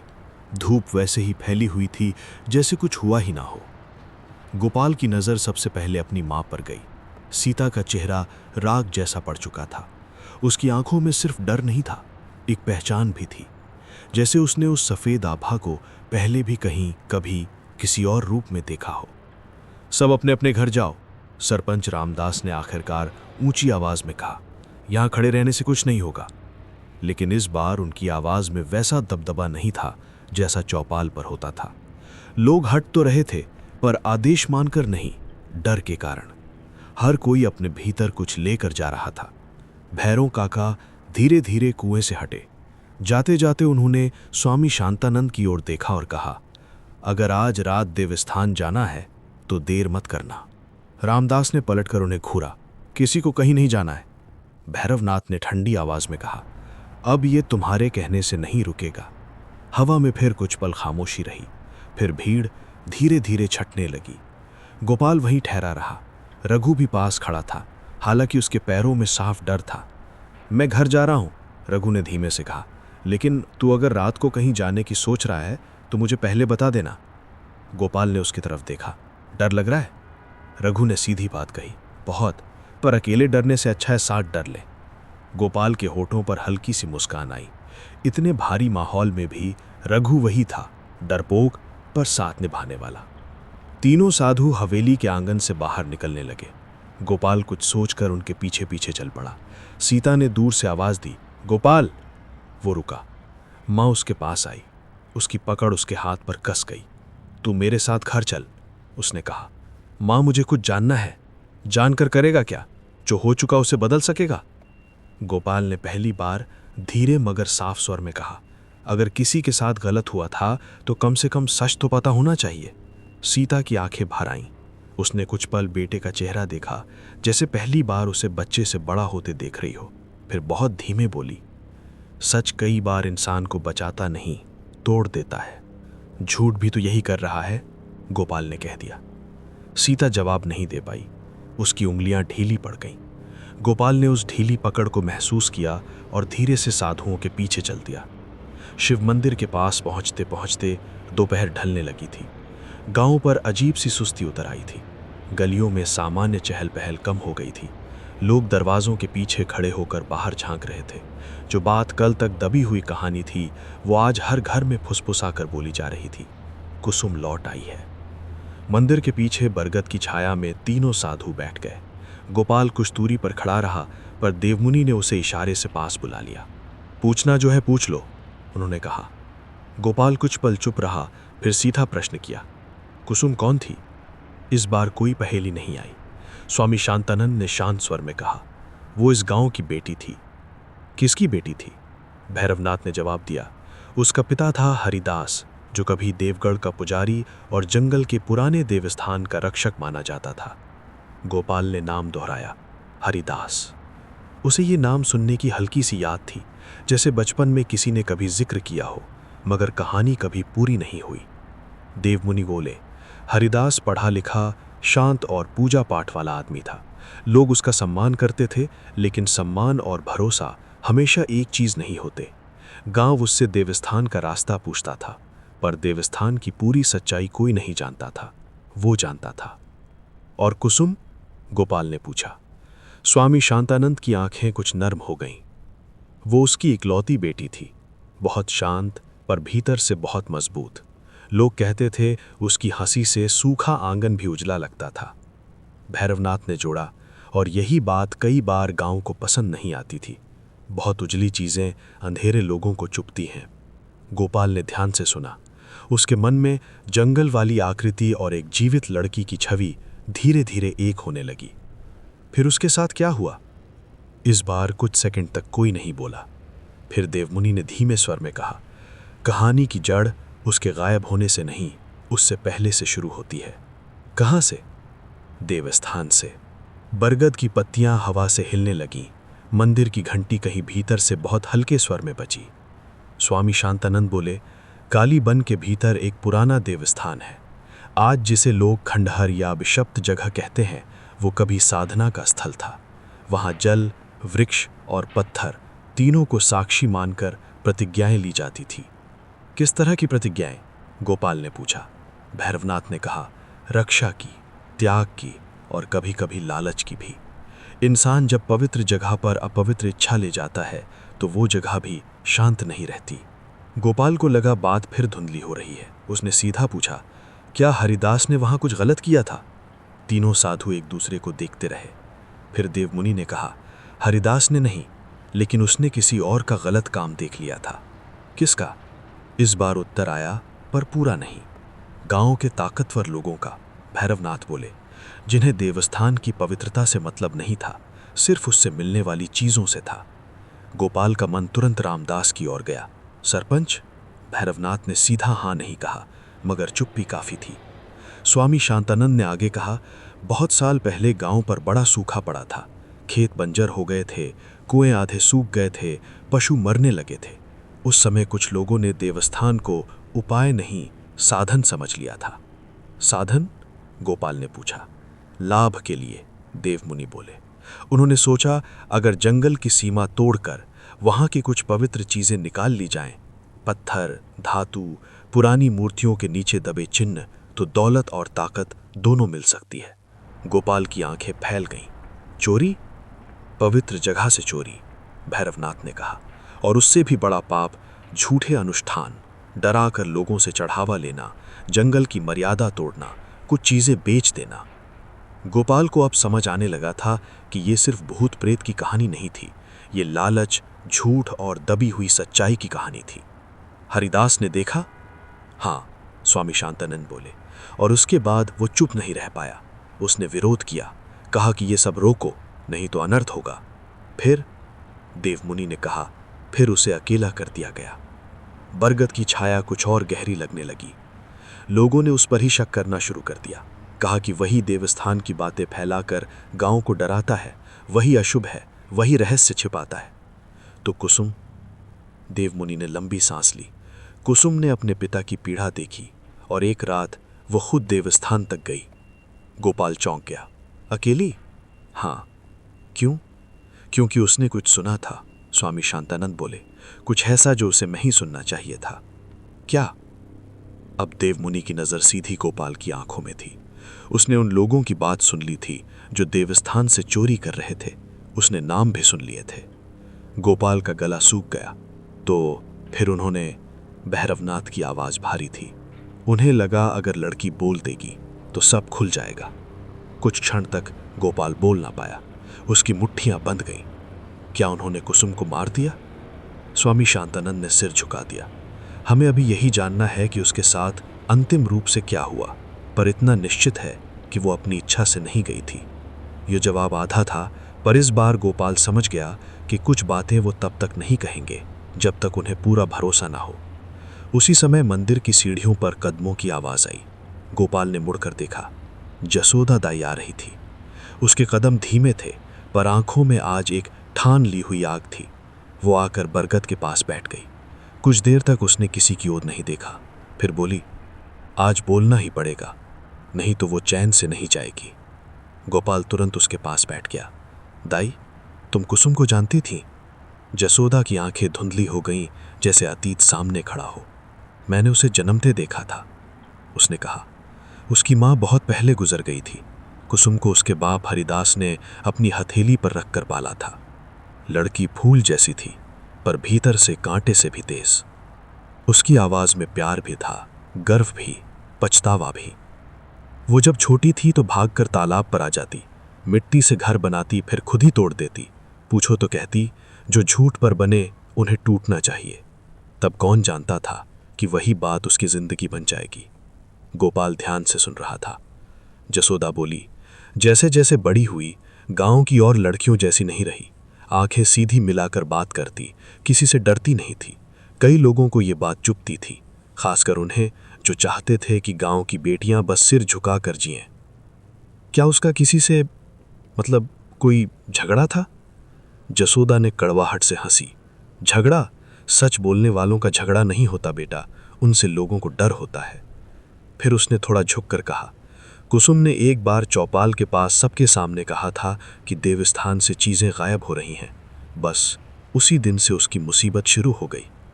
गोपाल के दिमाग में जैसे बातें जुड़ने लगीं। किसने उसकी बात काटी थी? जसोदा ने बिना नाम लिए कहा। जिनके घर बड़े थे, जिनके आदमी ज्यादा थे, जिनकी बात के सामने गरीब चुप कर दिए जाते थे। रामदास का चेहरा फिर उसकी आंखों के सामने उभरा। जसोदा दाई ने आगे कहा, उसके बाद हरिदास को दबाया गया। कहा गया, बेटी को चुप कराओ, नहीं तो उसे अपशकुनी घोषित कर देंगे। गांव वाले डरते थे, इसलिए बहुतों ने सच जानते हुए भी मुंह फेर लिया, मैं भी। उसकी आवाज टूट गई। रघु के मुंह से अपना नाम सुनते ही गोपाल के भीतर जैसे कुछ जम गया। कुछ पल तक उसे लगा शायद उसने गलत सुना है। क्या? उसके होठों से बस इतना ही निकला। रघु अभी भी हाँप रहा था। तेरे घर के बाहर मिट्टी में पायल जैसा गोल निशान है और बीच में उंगली से लिखा है गोपाल। सीता का चेहरा एकदम सफ़ेद पड़ गया। उसने बिना एक पल गंवाए मंदिर से नीचे उतरना शुरू कर दिया। गोपाल उसके पीछे दौड़ा। रघु भी साथ था। तीनों साधु और जसोदा दाई भी पीछे पीछे चल पड़े। देवगढ़ की गलियों में अब शाम उतरने लगी थी। सूरज झुक चुका था और वो पीली रोशनी जो आम दिनों में गांव को शांत दिखाती थी, आज हर दीवार, हर मोड़, हर छाया को डरावना बना रही थी। लोग अपने अपने दरवाज़ों से झांक रहे थे। खबर फिर हवा से तेज़ फैल चुकी थी। अब कुसुम का इशारा सीधे गोपाल के घर तक पहुंच गया था। गोपाल की झोपड़ी गांव के किनारे थी। जैसे जैसे वो पास पहुंचा, उसने देखा कि वहां पहले से भीड़ जमा है। 2-3 औरतें फुसफुसाकर बात कर रही थीं। कुछ लड़के दूर खड़े थे, मगर कोई बहुत पास जाने की हिम्मत नहीं कर रहा था। हटो, रास्ता दो, सीता ने कांपती मगर तेज आवाज में कहा। भीड़ अलग हुई। गोपाल ने आगे बढ़कर देखा। झोपड़ी की देहरी के सामने की कच्ची मिट्टी पर सचमुच एक गोल आकृति बनी थी। वो साधारण पांव का निशान नहीं था। ऐसा लग रहा था जैसे किसी ने एक पायल रखकर उसके चारों ओर उंगली से वृत्त बनाया हो। उस वृत्त के भीतर छोटे छोटे घुंघरुओं जैसे बिंदु खींचे गए थे और ठीक बीच में साफ साफ गीली मिट्टी से लिखा था गोपाल। गोपाल की सांस अटक गई। उसका अपना नाम, उसके अपने घर के बाहर। सीता एक पल के लिए वहीं बैठ सी गई। उसने अपने दोनों हाथ सिर पर रख लिए। हे भगवान, रघु ने धीरे से कहा। मैंने किसी को छूने नहीं दिया, जैसे देखा सीधे भागा। स्वामी शांतानंद देहरी के पास आए। उन्होंने झुककर मिट्टी को देखा मगर हाथ नहीं लगाया। भैरवनाथ ने चारों तरफ की जमीन, दीवार और छप्पर को ध्यान से परखा। देवमुनि बस उस लिखे हुए नाम को देख रहे थे। भीड़ में से किसी ने फुसफुसाकर कहा, अब ये लड़का गया। दूसरी आवाज़ आई, चुप, ऐसी बात मत बोल। भैरवनाथ अचानक पलटे। उनकी आंखें ऐसी थीं कि फुसफुसाहट तुरंत बंद हो गई। ये मौत की पुकार नहीं है, ये बुलावा है, उन्होंने कठोर स्वर में कहा। किस लिए? गोपाल ने खुद पूछा। उसकी आवाज़ डर से भरी थी, फिर भी उसमें जिज्ञासा बची हुई थी। देवमुनि ने धीमे से उत्तर दिया, याद दिलाने के लिए, और शायद रास्ता दिखाने के लिए। सीता ने तुरंत उठकर गोपाल का हाथ पकड़ लिया। कहीं नहीं जाएगा ये। उसकी पकड़ इतनी मजबूत थी कि गोपाल को दर्द हुआ, लेकिन उसने हाथ नहीं छुड़ाया। वो माँ की उंगलियों में सिर्फ डर नहीं, एक पुराना राज भी महसूस कर रहा था। माँ, उसने धीरे से कहा, तुम कुछ जानती हो, तभी तो इतना डर रही हो। सीता ने उसकी तरफ देखा, आंखें भर आईं। मैं बस इतना जानती हूँ कि मेरा बेटा इस आग में नहीं जाएगा। ये आग पहले ही हमारे दरवाजे तक आ चुकी है, देवमुनि ने कहा। सीता तड़पकर उनकी तरफ मुड़ी। तुम लोग आए और सब शुरू हो गया? स्वामी शांतानंद ने शांत आवाज में कहा। नहीं, सब बहुत पहले शुरू हो चुका था। हम केवल तब आए हैं जब उसे छुपाना मुश्किल हो गया है। भीड़ में कुछ लोग सहमति में सिर हिलाने लगे। कुछ अब भी रामदास की तरफ देख रहे थे, जो थोड़ी दूरी पर खड़े थे। सरपंच अभी तक कुछ नहीं बोले थे। उनका चेहरा पढ़ना मुश्किल था। गुस्सा, डर, अपमान सब मिला हुआ। गोपाल ने पहली बार सीधे सरपंच से पूछा, आपको पता है ये सब मेरे घर क्यों आ रहा है? रामदास जैसे इस सवाल के लिए तैयार नहीं थे। उन्होंने होंठ भींचे। मुझे कुछ नहीं पता। भैरव काका, जो थोड़ी देर से धीरे धीरे चलते हुए वहां पहुंचे थे, थकी आवाज में बोले, अब भी नहीं? रामदास ने उनकी ओर नहीं देखा। जसोदा दाई आगे बढ़ी। उसने मिट्टी में लिखे नाम को देखा और फिर सीता की ओर। उसके चेहरे पर एक अजीब सी समझ चमकी। इसका मतलब साफ है, उसने बुदबुदाया। सबकी नज़र उसकी ओर गई। क्या मतलब? गोपाल ने तुरंत पूछा। जसोदा दाई ने उत्तर देने से पहले सीता को देखा। या तो कुसुम इस लड़के को पहचानती है, या ये लड़का उस बात से जुड़ा है जो उस रात छुपाई गई थी। सीता के हाथ से गोपाल की कलाई छूट गई। बस यही एक पल काफ़ी था। गोपाल ने माँ की आंखों में देखा और समझ गया, हाँ, वो कुछ जानती है, बहुत कुछ। माँ, उसकी बार उसकी आवाज़ पहले से गहरी थी। अब झूठ मत बोलो। भीड़ एकदम शांत हो गई। सीता के होंठ कांपे। वो कुछ कहना चाहती थी पर आवाज़ नहीं निकल रही थी। उसी समय झोपड़ी के पीछे वाली बाड़ में अचानक सरसराहट हुई। सब चौंके। 2 बच्चे रोते हुए अपनी माँ के पीछे छुप गए। भैरवनाथ ने त्रिशूल कसकर पकड़ा। गोपाल पलटा। बाड़ के उस पार सूखी झाड़ियों के बीच एक पल के लिए सफ़ेद कपड़े की झलक दिखाई दी। फिर वही हल्की आवाज़, छनन छन छनन। गोपाल का दिल जोर से धड़का। इस बार डर के साथ एक अजीब खिंचाव भी था। उसे ऐसा लगा जैसे वो आवाज़ उसे बुला नहीं रही, बल्कि उसे कुछ याद दिलाने की कोशिश कर रही है। देवमुनि ने बहुत धीमे स्वर में कहा, वो पास है। कहाँ? कई लोगों ने लगभग एक साथ पूछा। देवमुनि ने जवाब नहीं दिया। उनकी नज़र केवल गोपाल पर थी। फिर उन्होंने कहा, आज रात इसे अकेला मत छोड़ना। सीता तुरंत बोली, ये मेरे सामने से हिलेगा भी नहीं। भैरवनाथ ने मिट्टी पर बना निशान देखते हुए कहा, सूरज ढलने से पहले देहरी पर दीपक जलाओ। घर के चारों कोनों में गंगा जल या साफ जल छिड़को। और जो भी हो, रात में अगर पायल की आवाज़ आए, दरवाज़ा तुरंत मत खोलना। रघु ने घबराकर पूछा, और अगर कोई नाम लेकर बुलाए तो? भैरवनाथ ने उसे देखा। तब भी नहीं। गोपाल ने धीरे से पूछा, और अगर वो मुझे ही बुला रही हो तो? इस बार स्वामी शांतानंद ने उत्तर दिया, तो सुनना, मानना मत। ये बात सीधी थी मगर आसान नहीं। शाम अब लगभग उतर चुकी थी। लोग धीरे धीरे अपने घरों की ओर लौटने लगे। देवगढ़ पहली बार सचमुच एक डरा हुआ गांव लग रहा था। हर घर जल्दी बंद होने लगा। हर आंगन में दीपक जलाए जाने लगे। बच्चों को भीतर बुला लिया गया। कुत्ते भी अकारण भौंकते और फिर सिमट जाते। तीनों साधु थोड़ी देर बाद लौट गए, लेकिन जाते जाते स्वामी शांतानंद ने कहा, रात के तीसरे प्रहर से पहले हम फिर आएंगे। गोपाल, सीता और रघु झोपड़ी के भीतर आ गए। रघु ने खुद ही कहा, मैं आज यहीं रुकूंगा। सीता ने उसे रोकना नहीं चाहा, शायद उसे भी साथ की जरूरत थी। झोपड़ी छोटी थी, एक कोना चूल्हे का, एक कोना बिस्तर का, बीच में मिट्टी का फर्श। सीता ने जल्दी जल्दी दिया जलाया, तुलसी के पास जल चढ़ाया और घर के चारों ओर पानी छिड़का। उसके हाथ कांप रहे थे, लेकिन वो एक एक काम पूरे ध्यान से कर रही थी, जैसे ये छोटे कर्म ही उसके बेटे को बचा सकते हों। गोपाल चुप बैठा रहा, उसका दिमाग दौड़ रहा था। कुसुम, हरिदास, देवस्थान, देहरी पर उसका नाम और माँ की आंखों में छिपा राज। रघु उसके पास बैठ गया। सुन, अगर रात में कुछ भी गड़बड़ लगे तो हम दोनों भागकर मंदिर चलेंगे। गोपाल ने फीकी हंसी के साथ कहा, भागने का मौका मिला तो?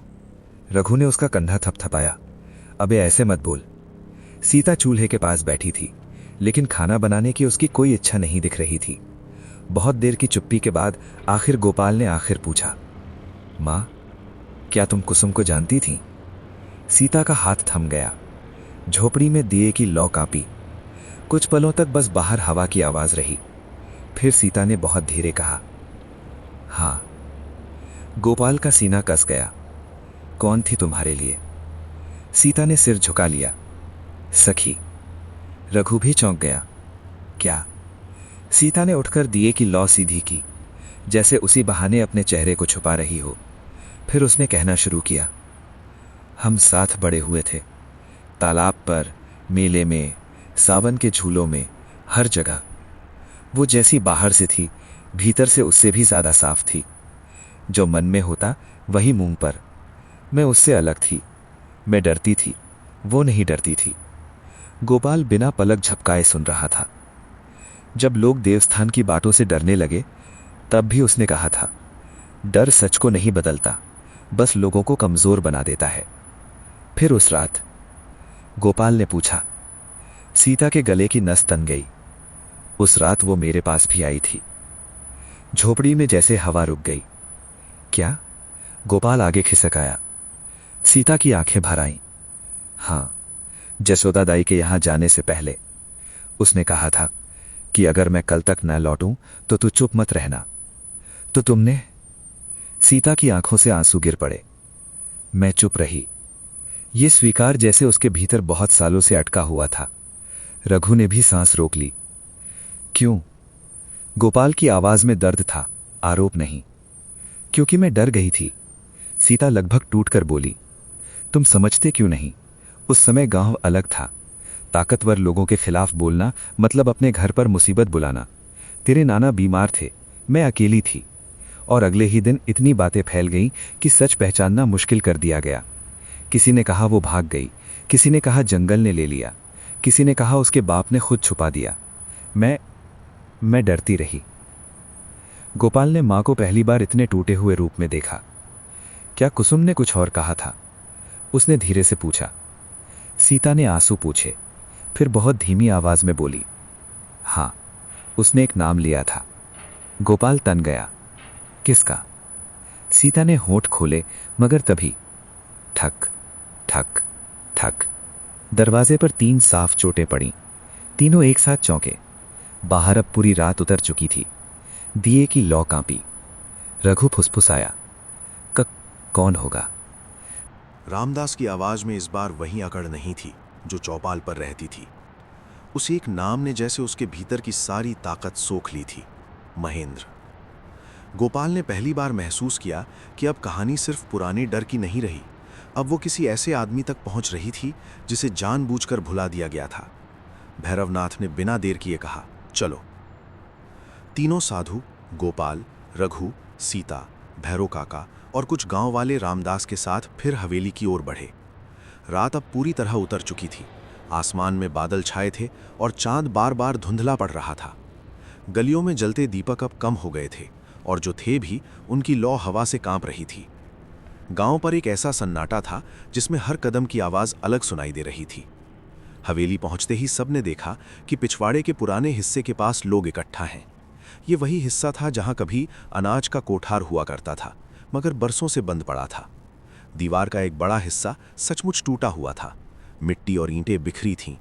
बीच में लकड़ी का एक पुराना भारी बक्सा पड़ा था, जिस पर धूल, जाले और चूने के धब्बे जमे थे। लेकिन सबसे अजीब बात यह थी, बक्से के ऊपर उंगली या नुकीली चीज से खुरच कर लिखा गया था, महेंद्र। गोपाल आगे बढ़ा। लिखावट पुरानी नहीं, नई लग रही थी, जैसे आज ही उभरी हो।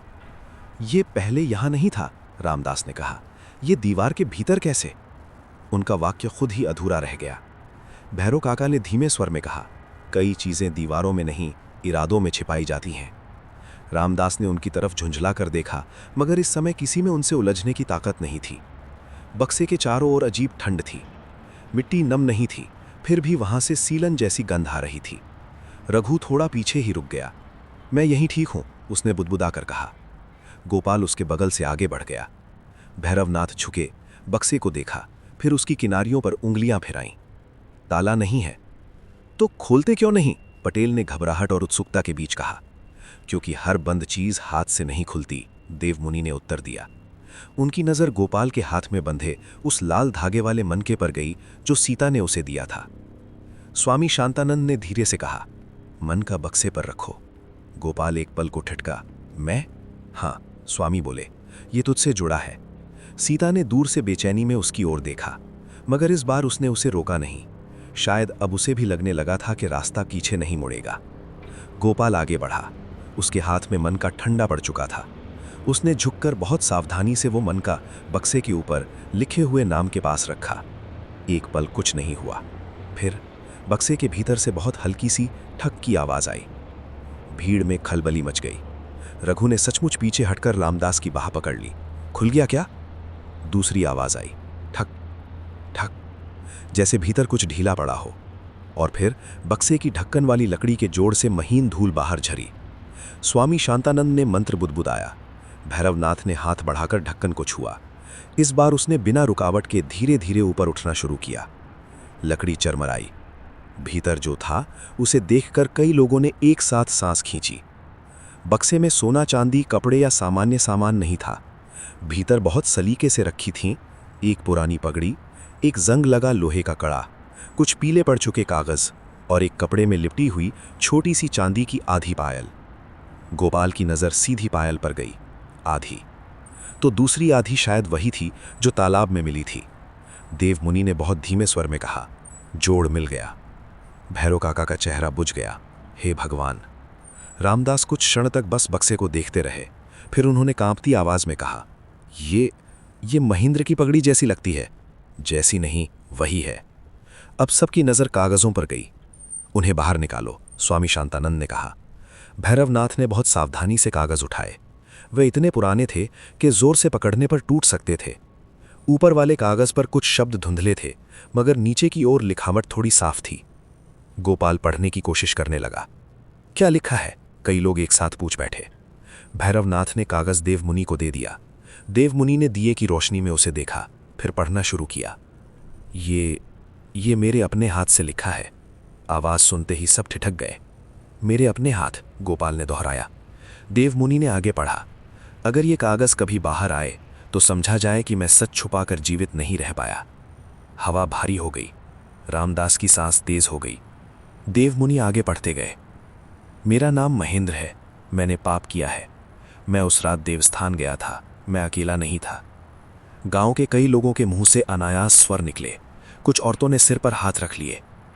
रामदास ने चीख कर कहा, बस पढ़ना बंद करो। भैरवनाथ की गरज उससे भी भारी थी। अब नहीं। देवमुनि ने पढ़ना जारी रखा। मैंने कुसुम से वचन दिया था कि मैं उसका साथ दूंगा। मैंने कहा था कि मैं अपने भाई और उसके साथियों की बातों का विरोध करूंगा, मगर जब समय आया मैं डर गया। गोपाल की मुट्ठियां भिज गईं तो धोखा सच था। देवमुनि का स्वर धीमा मगर स्पष्ट था। उस रात मैं उन्हें रोक सकता था। मैं रास्ता बदल सकता था। मैं कुसुम को भगा सकता था, मगर मैंने कुछ नहीं किया।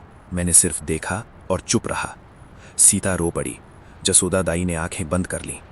गोपाल के कानों में फिर वो वाक्य गूंजा, झूठ जीत गया। पत्र आगे कह रहा था। वे उसे देवस्थान तक ले गए। कहा कि डराने के लिए। कहा कि वो किसी को कुछ नहीं बताएगी, मगर वहां बात हाथ से निकल गई। कुसुम ने पत्थर पर खड़े होकर सबके नाम ले दिए। उसने कहा कि वो सुबह गांव के सामने सच बोलेगी। अब कोई हिल भी नहीं रहा था। देवमुनि पढ़ते गए। मेरे भाई रामदास ने उसे चुप रहने को कहा। बाकी लोग भी थे। मैंने उसका हाथ पकड़ा, पर बचाने के लिए नहीं, रोकने के लिए। उसने मेरी ओर देखा। उस नज़र में सवाल नहीं, टूटन थी। रामदास पीछे हट गए। उनकी पीठ टूटती दीवार से जा लगी। भैरव काका बुदबुदाए, तो वो सचमुच वहां था। पत्र का अगला हिस्सा कुछ धुंधला था। देवमुनि ने उसे रोशनी के करीब किया। फिर धक्का किसने दिया मैं नहीं देख पाया, या देखना नहीं चाहा। ये पंक्ति सुनते ही भीड़ में सिहरन दौड़ गई। गोपाल का दिल जैसे एक पल को रुक गया। धक्का, उसने धीमे से कहा। देवमुनि ने आगे बढ़ा। कुसुम पीछे की ढलान पर गिरी। वो तुरंत मरी नहीं थी। वो बोल रही थी, रो नहीं रही थी, बोल रही थी। सच दबेगा नहीं। मैं नीचे जा सकता था, मगर भाई ने मुझे रोक लिया। यहां तक आते आते देवमुनि की आवाज भी भारी हो गई। पत्र में आगे लिखा था, मैं तब से जीवित नहीं हूं, चाहे सांस चलती रही। अगर कभी ये कागज मिले तो जान लिया जाए कुसुम अपशकुन नहीं थी। वो हम सबसे अधिक सच्ची थी, और मैंने उसे धोखा दिया। मुझे नहीं पता मैं ये पाप लेकर कितने दिन और रहूंगा। पत्र यहीं खत्म नहीं होता था। नीचे एक आखिरी पंक्ति थी, बहुत कांपते अक्षरों में। जिसने उसे गिराया वो मेरा भाई नहीं, मेरा डर था, मगर धक्का देने वाला हाथ रामदास का था। अब सच हवा में नहीं था, वो शब्द बन चुका था सबके सामने। रामदास का चेहरा बुझ चुका था। झूठ, उन्होंने बमुश्किल कहा। ये झूठ है। महेंद्र डरपोक था, वो खुद। बस, भैरव काका ने पहली बार ऊंची आवाज में कहा, अब और मत बोल। हवेली के आंगन में ऐसी चुप्पी थी कि किसी के रोने की हल्की आवाज भी साफ सुनाई दे रही थी। गोपाल का सिर गर्म हो रहा था। भीतर गुस्सा, दुख, अविश्वास सब एक साथ उठ रहे थे। उसने रामदास की ओर देखा। इतने दिनों से सरपंच के रूप में दिखने वाला आदमी अब उसे सिर्फ एक डरा हुआ अपराधी लग रहा था। आपने, वो बोलते बोलते रुक गया, फिर पूरा कहा, आपने उसे मारा? रामदास ने उसकी तरफ देखा। कुछ क्षण तक उनकी आंखों में सिर्फ बचने की कोशिश थी, फिर गुस्सा लौटा। मैंने गांव बचाया, वे अचानक गरजे। तुम लोग नहीं समझते, वो लड़की सब बर्बाद कर देती। देवस्थान की बातें फैलती, लोग बिखर जाते, बाहर वाले आते, गांव की बदनामी होती। तो तुमने उसे मरने के लिए छोड़ दिया? गोपाल ने दहाड़ कर पूछा। रामदास ने उत्तर नहीं दिया। यही उत्तर था। सीता ने चेहरा ढक लिया। जसोदा दाई बैठती चली गई। रघु अब भी डरा हुआ था, मगर उसकी आंखों में भी रोष भर आया था। भैरवनाथ ने कठोर स्वर में कहा, अब भी एक बात बाकी है। सबने उनकी तरफ देखा। उन्होंने आधी पायल उठाई, फिर तालाब से मिली दूसरी आधी पायल की ओर संकेत किया, जो स्वामी शांतानंद अपने वस्त्र में बांधे हुए थे। 2 टुकड़े मिल गए हैं, मगर आत्मा तभी मुक्त होगी जब जहां उसे छोड़ा गया था वहां सच स्वीकार किया जाएगा। देवमुनि ने जोड़ा, देवस्थान पर, उसी पत्थर के सामने। स्वामी शांतानंद ने रामदास को देखा। तुम्हें चलना होगा। रामदास ने पीछे हटते हुए कहा, नहीं, तब वो खुद तुम्हें बुलाएगी, देवमुनि बोले। जैसे उनके शब्द का इंतजार हो, उसी क्षण हवेली की छत, आंगन, टूटी दीवार और कुएं, चारों दिशाओं से एक साथ पायल की आवाज उठी। छनन, छन, छनन, छनन। और इस बार वो हल्की नहीं थी, तेज, चारों ओर से। कई लोग डरकर झुक गए। एक बच्चा रो पड़ा। दिया एक पल को बुझते बुझते बचा। गोपाल ने ऊपर देखा। आंगन के दूसरे छोर पर, टूटी दीवार की परछाई के पास, पहली बार वो आकृति थोड़ी साफ दिखी। सफेद वस्त्र, खुले बाल, झुका हुआ चेहरा, और दाएं पांव में पायल का सिर्फ आधा हिस्सा। गोपाल का गला सूख गया। रघु ने उसका हाथ पकड़ लिया। देख। इस बार सिर्फ गोपाल ही नहीं, कई लोगों ने उसे देखा था। आकृति स्थिर खड़ी रही, फिर बहुत धीरे उसने अपना चेहरा ऊपर उठाया। आंखें, वो वही आंखें थीं, दुख से भरी हुई, और उनमें अब एक ही बात थी, चलो। रामदास लड़खड़ा गए। नहीं नहीं। आकृति ने कोई आवाज नहीं की, बस एक हाथ उठाया और हवेली के बाहर जंगल की दिशा की ओर इशारा कर दिया। फिर वो धुएं की तरह हल्की हुई और अंधेरे में घुल गई। पायल की आवाज एक बार और बजी, छनन, और शांत हो गई। कुछ क्षण तक कोई बोल नहीं पाया। फिर स्वामी शांतानंद ने स्थिर स्वर में कहा, तीसरा प्रहर शुरू होने से पहले हम देवस्थान जाएंगे। गोपाल ने हाथ में मन का कस लिया। मैं चलूंगा। नहीं, सीता तुरंत बोली।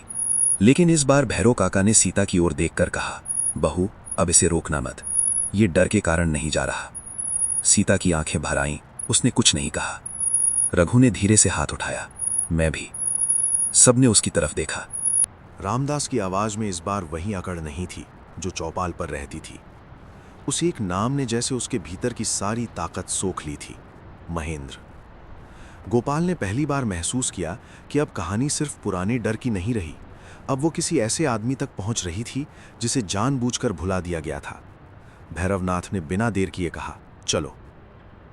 तीनों साधु, गोपाल, रघु, सीता, भैरव काका और कुछ गांव वाले रामदास के साथ फिर हवेली की ओर बढ़े। रात अब पूरी तरह उतर चुकी थी। आसमान में बादल छाए थे और चांद बार बार धुंधला पड़ रहा था। गलियों में जलते दीपक अब कम हो गए थे और जो थे भी उनकी लौ हवा से कांप रही थी। गांव पर एक ऐसा सन्नाटा था जिसमें हर कदम की आवाज अलग सुनाई दे रही थी। हवेली पहुंचते ही सबने देखा कि पिछवाड़े के पुराने हिस्से के पास लोग इकट्ठा हैं। ये वही हिस्सा था जहां कभी अनाज का कोठार हुआ करता था, मगर बरसों से बंद पड़ा था। दीवार का एक बड़ा हिस्सा सचमुच टूटा हुआ था। मिट्टी और ईंटें बिखरी थीं। बीच में लकड़ी का एक पुराना भारी बक्सा पड़ा था जिस पर धूल, जाले और चूने के धब्बे जमे थे। लेकिन सबसे अजीब बात यह थी, बक्से के ऊपर उंगली या नुकीली चीज से खुरच कर लिखा गया था, महेंद्र। गोपाल आगे बढ़ा। लिखावट पुरानी नहीं, नई लग रही थी, जैसे आज ही उभरी हो। ये पहले यहां नहीं था, रामदास ने कहा। ये दीवार के भीतर कैसे? उनका वाक्य खुद ही अधूरा रह गया। भैरव काका ने धीमे स्वर में कहा, कई चीजें दीवारों में नहीं, इरादों में छिपाई जाती हैं। रामदास ने उनकी तरफ झुंझला कर देखा, मगर इस समय किसी में उनसे उलझने की ताकत नहीं थी। बक्से के चारों ओर अजीब ठंड थी। मिट्टी नम नहीं थी, फिर भी वहां से सीलन जैसी गंध आ रही थी। रघु थोड़ा पीछे ही रुक गया। मैं यहीं ठीक हूं, उसने बुदबुदा कर कहा। गोपाल उसके बगल से आगे बढ़ गया। भैरवनाथ झुके, बक्से को देखा, फिर उसकी किनारियों पर उंगलियां फिराईं। ताला नहीं है। तो खोलते क्यों नहीं? पटेल ने घबराहट और उत्सुकता के बीच कहा। क्योंकि हर बंद चीज हाथ से नहीं खुलती, देवमुनि ने उत्तर दिया। उनकी नजर गोपाल के हाथ में बंधे उस लाल धागे वाले मनके पर गई जो सीता ने उसे दिया था। स्वामी शांतानंद ने धीरे से कहा, मन का बक्से पर रखो। गोपाल एक पल को ठिठका। मैं? हाँ, स्वामी बोले, ये तुझसे जुड़ा है। सीता ने दूर से बेचैनी में उसकी ओर देखा, मगर इस बार उसने उसे रोका नहीं। शायद अब उसे भी लगने लगा था कि रास्ता पीछे नहीं मुड़ेगा। गोपाल आगे बढ़ा। उसके हाथ में मन का ठंडा पड़ चुका था। उसने झुककर बहुत सावधानी से वो मन का बक्से के ऊपर लिखे हुए नाम के पास रखा। एक पल कुछ नहीं हुआ। फिर बक्से के भीतर से बहुत हल्की सी ठक की आवाज आई। भीड़ में खलबली मच गई। रघु ने सचमुच पीछे हटकर रामदास की बाह पकड़ ली। खुल गया क्या?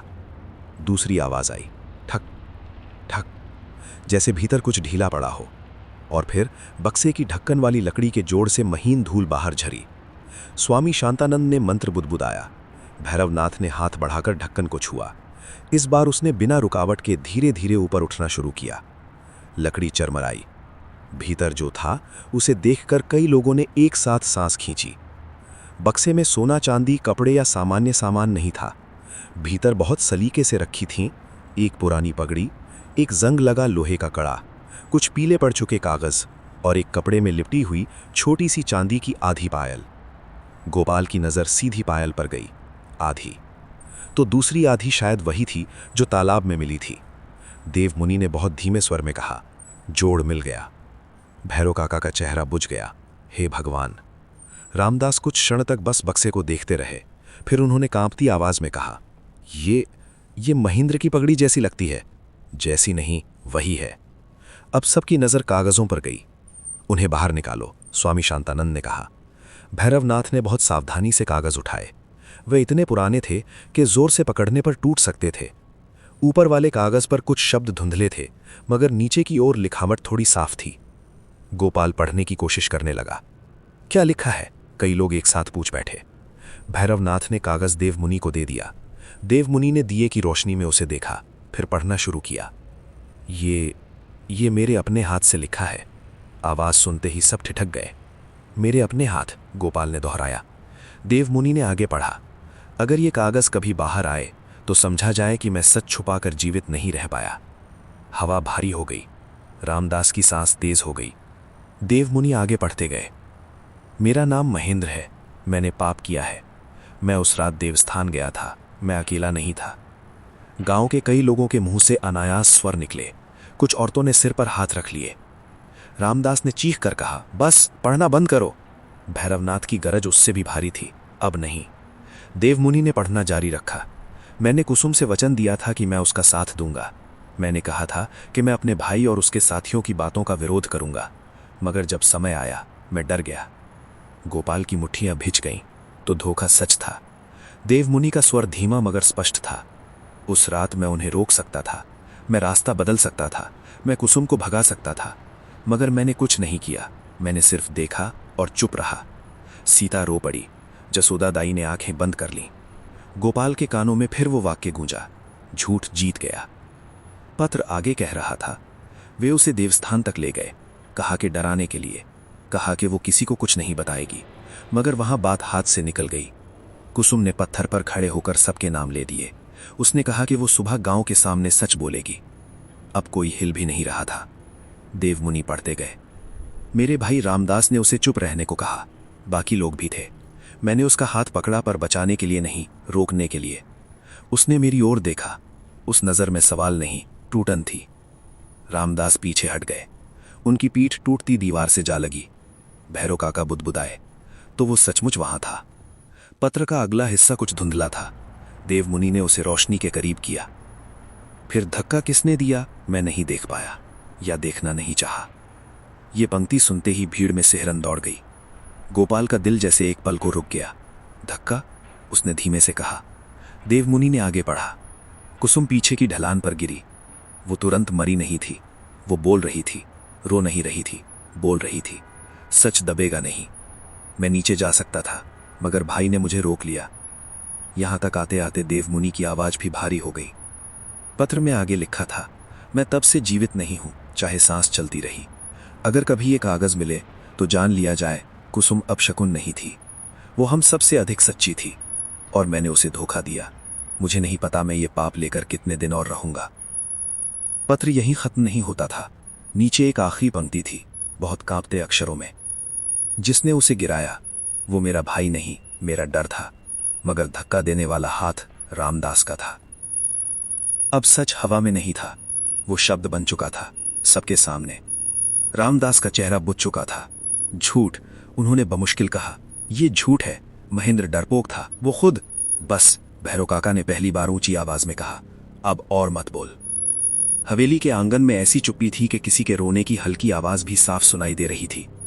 गोपाल का सिर गर्म हो रहा था। भीतर गुस्सा, दुख, अविश्वास सब एक साथ उठ रहे थे। उसने रामदास की ओर देखा। इतने दिनों से सरपंच के रूप में दिखने वाला आदमी अब उसे सिर्फ एक डरा हुआ अपराधी लग रहा था।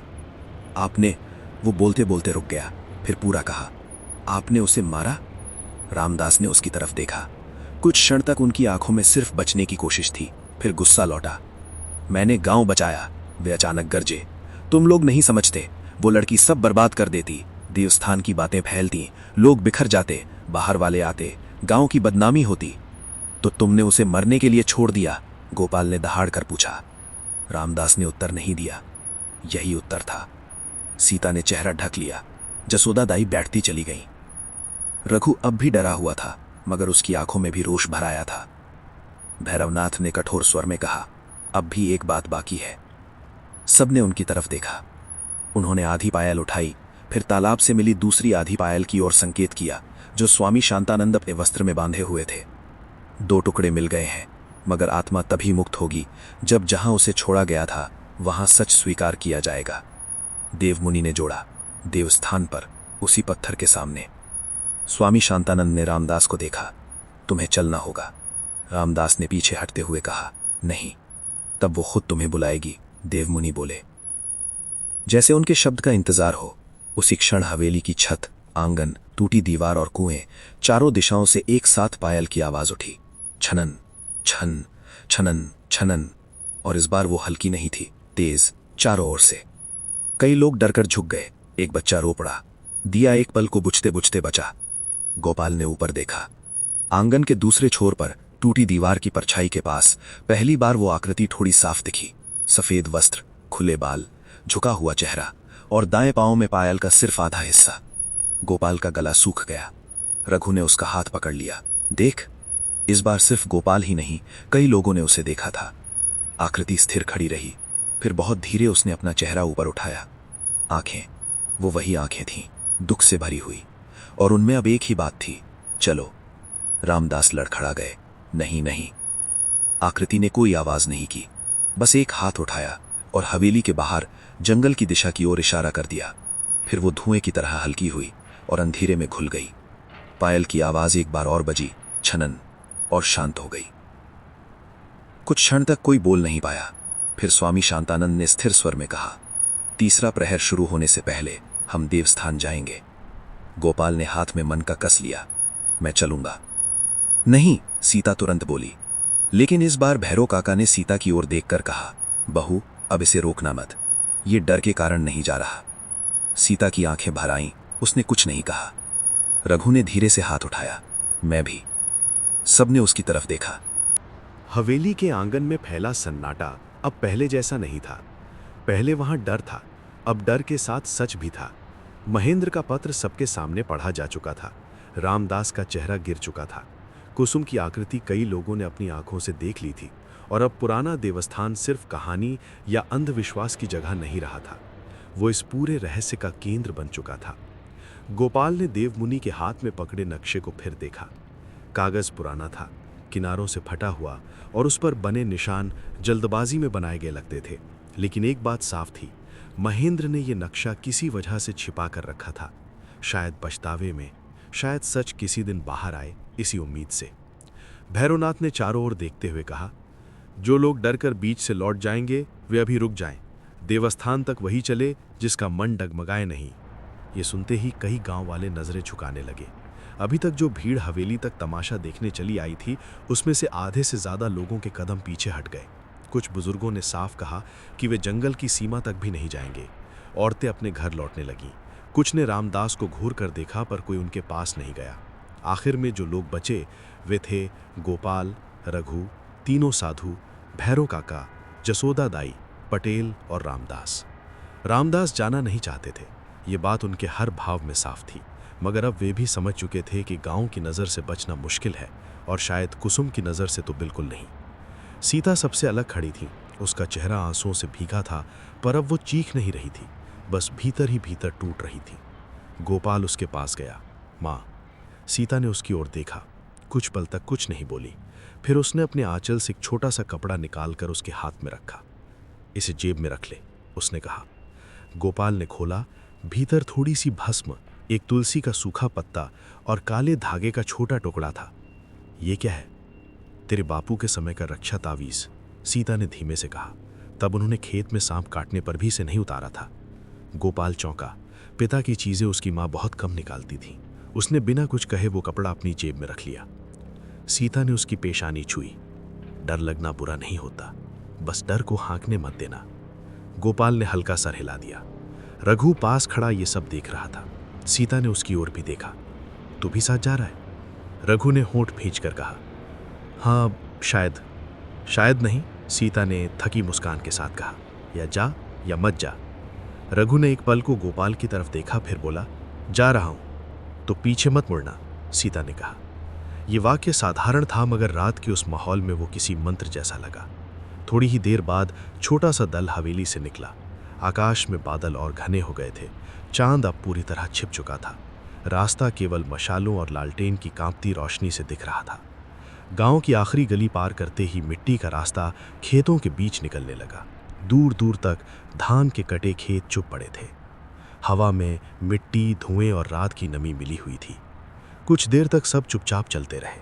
फिर रघु धीरे से गोपाल के पास आया और फुसफुसाया, अगर वापस आ गए तो मैं 1 हफ्ते तक रात को बाहर नहीं निकलूंगा। गोपाल ने हल्की सी मुस्कान दबाई। 1 हफ्ता? ठीक है, 1 महीना, बोला। फिर तुरंत जोड़ दिया, अगर जिंदा रहे तो। भारी माहौल के बीच भी गोपाल के चेहरे पर क्षण भर नरमी आई। शायद यही वजह थी कि रघु अच्छा लगता था। वो डर को भी आदमी की तरह बोलता था। जंगल की सीमा तक पहुंचते पहुंचते हवा बदल गई। गांव की गंध पीछे छूट गई। अब मिट्टी में काई, गीले पत्तों और जंगली फूलों की कच्ची गंध थी। सामने काली बन फैला था, घना, शांत और अस्वाभाविक रूप से अंधेरा। पेड़ों की शाखाएं ऊपर इस तरह मिली हुई थीं कि मशालों की रोशनी भी भीतर जाकर दब जाती थी। झिंगुरों की आवाज़ चारों ओर फैली हुई थी, लेकिन अजीब बात यह थी कि जैसे जैसे वे भीतर जाते वो आवाज़ भी कम होती जा रही थी। इतनी चुप्पी क्यों है? पटेल ने धीरे से पूछा। क्योंकि ये जंगल हमें सुन रहा है, देवमुनि ने कहा। पटेल ने फिर कुछ नहीं पूछा। कुछ देर चलने के बाद रास्ता दो भागों में बंट गया। एक पगडंडी दाहिनी ओर नीचे की तरफ जाती थी, दूसरी बाई ओर ऊंचाई की तरफ। देवमुनि रुके। उन्होंने नक्शा खोला, फिर बाई तरफ देखा। देवस्थान ऊपर है। और नीचे?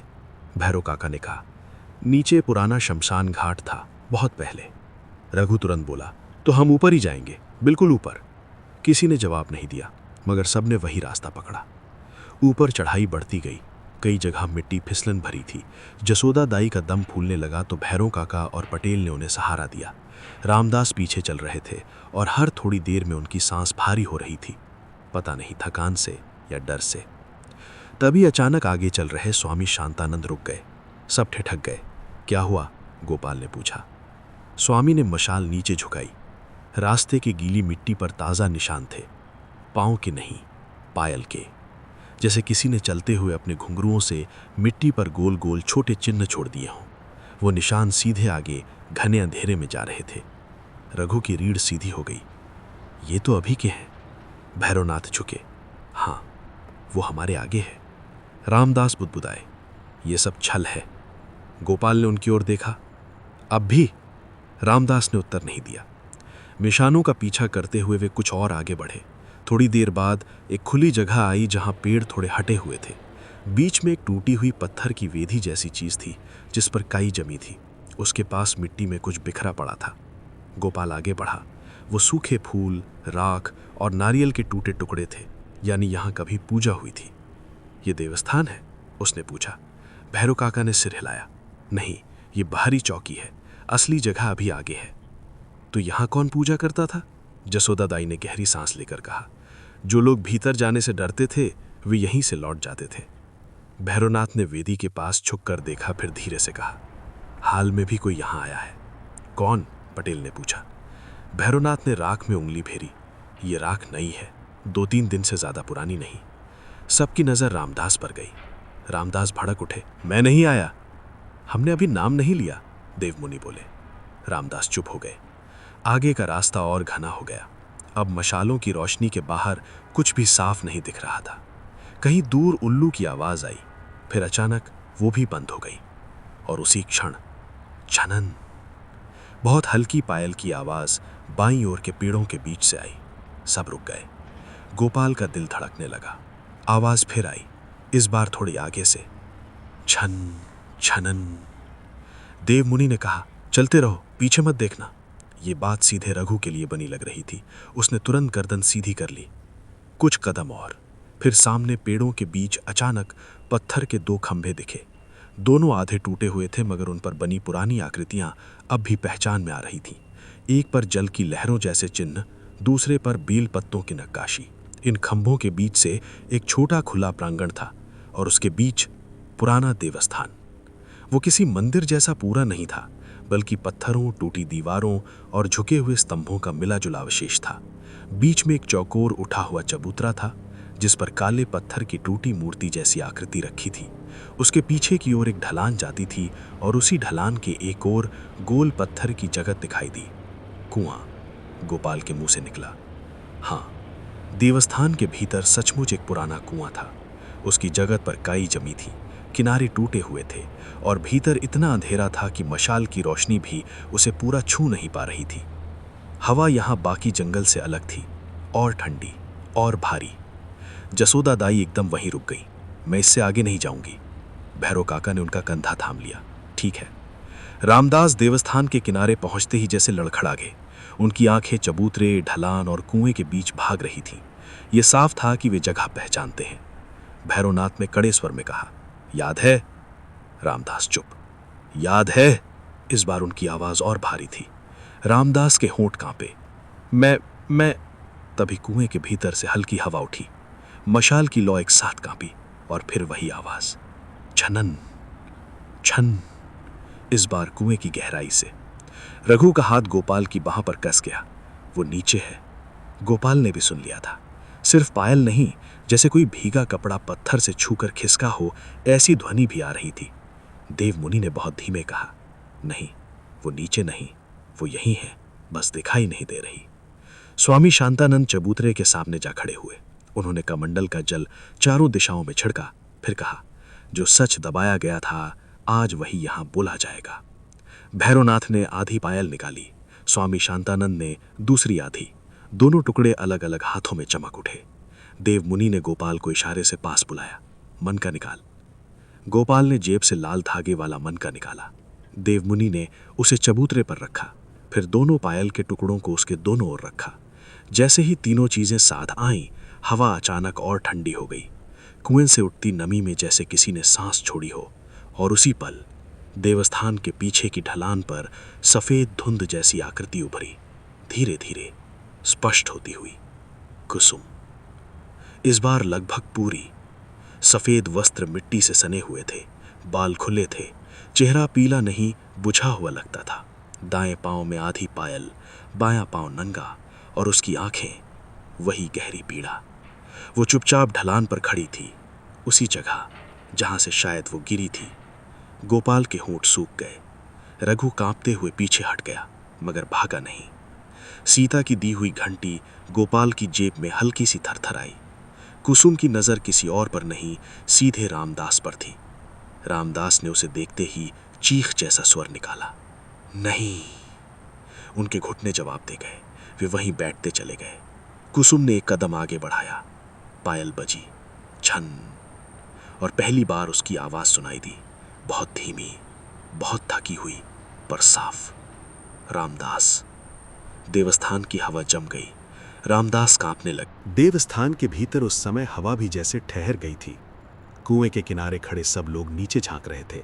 मशाल की कांपती लौ गहराई तक तो नहीं पहुंच रही थी, लेकिन उतना दिख रहा था कि नीचे कुछ सफेद टुकड़े बिखरे पड़े हैं, पत्थरों के बीच फंसे हुए, समय, कीचड़ और अंधेरे में दबे हुए। हड्डियां। गोपाल की सांस भारी हो गई। उसकी रीढ़ में सिहरन दौड़ गई, लेकिन इस बार डर के साथ घिन या भागने की इच्छा नहीं थी। उसके भीतर बस एक ही बात गूंज रही थी, मुझे बाहर लाओ। कुसुम की आकृति कुएं के दूसरी ओर खड़ी थी।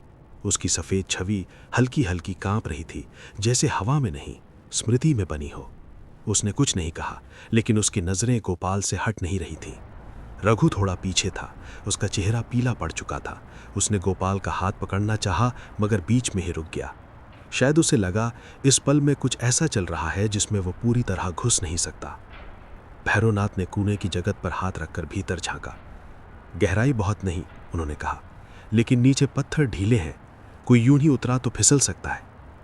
तो कौन उतरेगा? पटेल ने कांपती आवाज में पूछा। किसी ने तुरंत उत्तर नहीं दिया। फिर गोपाल ने कहा, मैं। सीता वहां नहीं थी, फिर भी जैसे उसकी आवाज हवा में गूंज उठी। नहीं। रघु तुरंत बोला, तू पागल है क्या?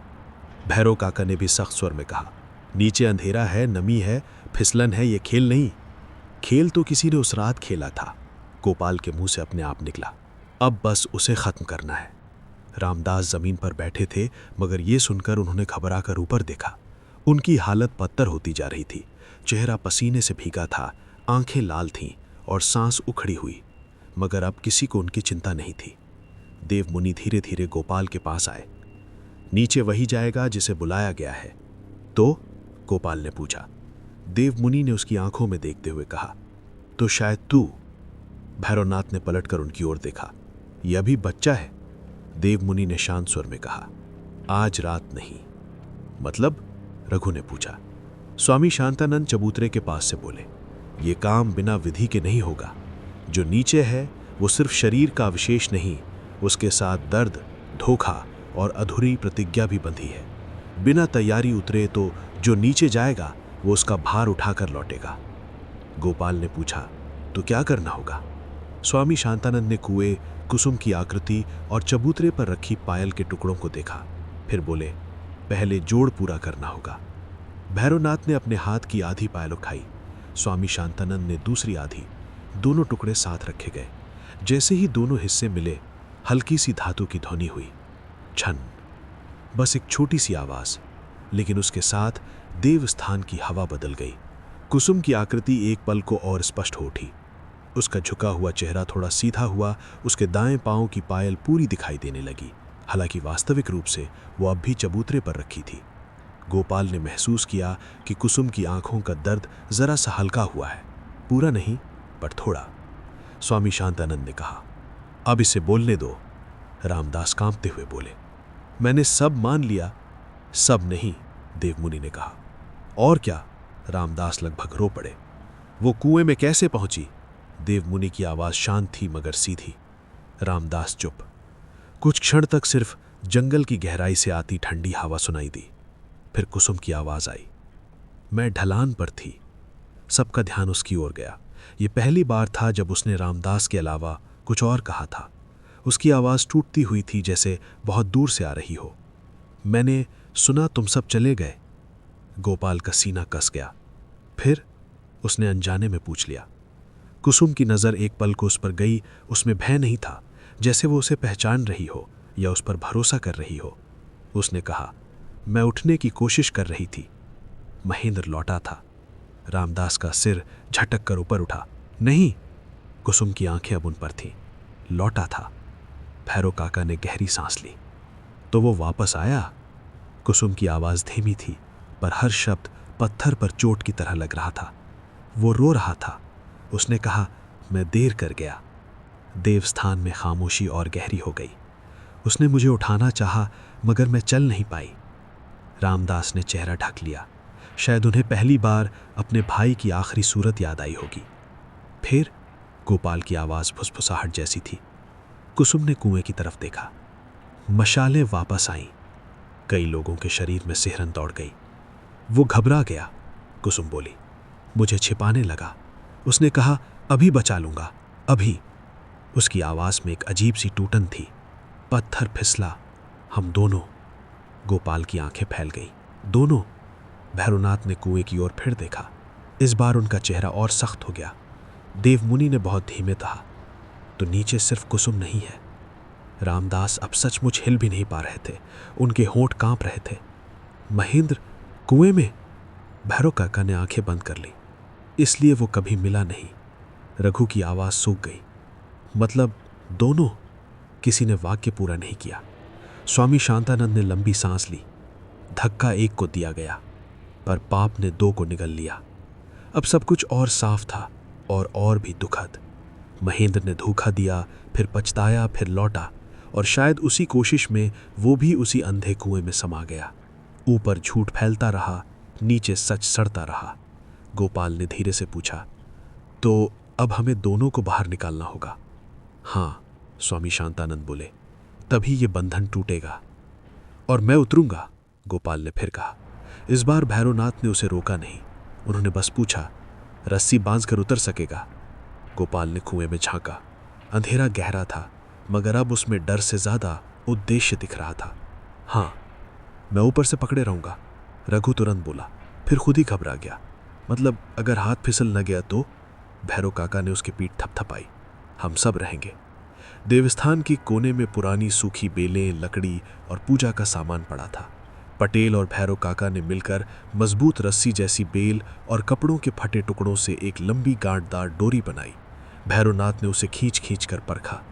उधर स्वामी शांतानंद चबूतरे के पास बैठकर मंत्र पढ़ने लगे। देवमुनि ने गोपाल के हाथ में वही छोटी घंटी दी जो सीता ने दी थी। ये क्यों? गोपाल ने पूछा।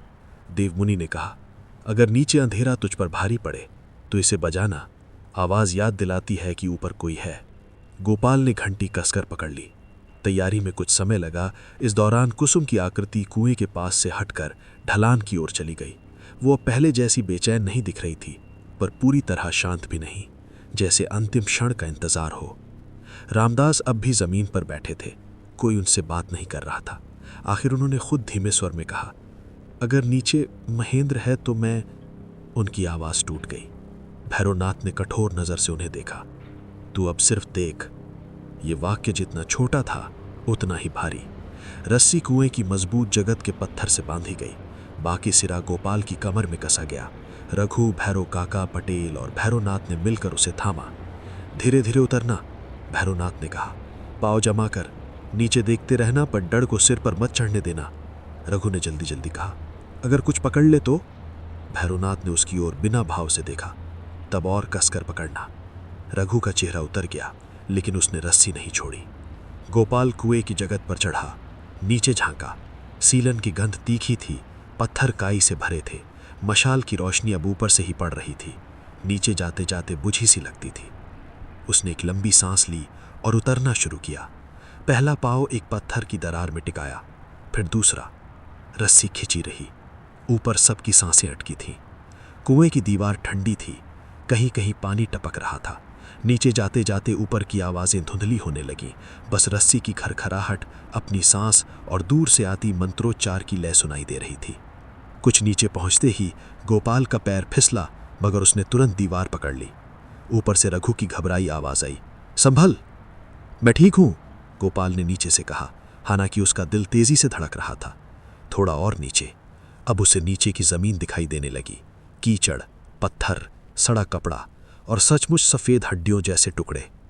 रुको, उसने ऊपर आवाज दी। मैं नीचे पहुंच गया। रस्सी ढीली हुई। गोपाल ने सावधानी से पैर जमाया। नीचे की मिट्टी गीली थी। सीलन और सड़न की मिलीजुली गंध से उसका सिर भारी होने लगा। उसने हाथ में घंटी कसकर पकड़ ली। मशाल की रोशनी ऊपर से पूरी नहीं आ रही थी, फिर भी इतना दिखा कि वहां सचमुच दो अलग अलग कंकाल जैसे ढांचे पत्थरों और गिरे मलबे में उलझे पड़े हैं। एक के पास सड़े कपड़े का हल्का सा हिस्सा था, दूसरे के पास जंग लगे कड़े जैसा कुछ चमका। दो हैं, गोपाल की आवाज ऊपर तक गई। ऊपर से किसी के मुंह से धीमा हे राम निकला। गोपाल घुटनों के बल बैठ गया। उसका हाथ कांप रहा था, मगर उसने खुद को संभाला। उसने पहले उस कड़े वाले ढांचे को देखा, शायद महेंद्र। दूसरे के पास कपड़े का फीका, लगभग मिटा हुआ सफेद अंश था और कीचड़ में अटका एक छोटा सा घुंघरू। कुसुम। गोपाल के गले में कुछ अटक गया। तभी उसे बहुत हल्की सी फुसफुसाहट सुनाई दी, ऊपर से नहीं, अपने पास से। देर हो गई। गोपाल जम गया। उसने धीरे धीरे सिर घुमाया। कुएं की दीवार के सहारे अंधेरे में वही सफेद आकृति कुछ क्षण के लिए पास उभरी। इस बार बहुत पास। चेहरा साफ, आंखें गहरी। उनमें दुख था, लेकिन डराने वाली क्रूरता नहीं थी। गोपाल की सांस अटक गई। उसने होंठ हिलाए, मैं तुम्हें ऊपर ले जाऊंगा। कुसुम ने सिर हल्का सा झुका दिया। फिर उसकी नजर दूसरे कंकाल की तरफ गई। गोपाल समझ गया, उसे भी। उसने कहा। आकृति हल्की हुई, फिर लगभग हवा में घुल गई। गोपाल ने कांपते हाथ से घंटी एक बार बजाई। टन। उस छोटी सी ध्वनि ने गोपाल ने रस्सी कस कर पकड़ी और ऊपर चढ़ना शुरू किया। कुएं की दीवार अब पहले से ज्यादा ठंडी लग रही थी। ऊपर से आती मशाल की रोशनी कांप रही थी और हर बार जब उसका पैर काई भरे पत्थर पर पड़ता, उसे लगता जैसे नीचे का अंधेरा अभी भी उसे वापस खींच लेना चाहता हो।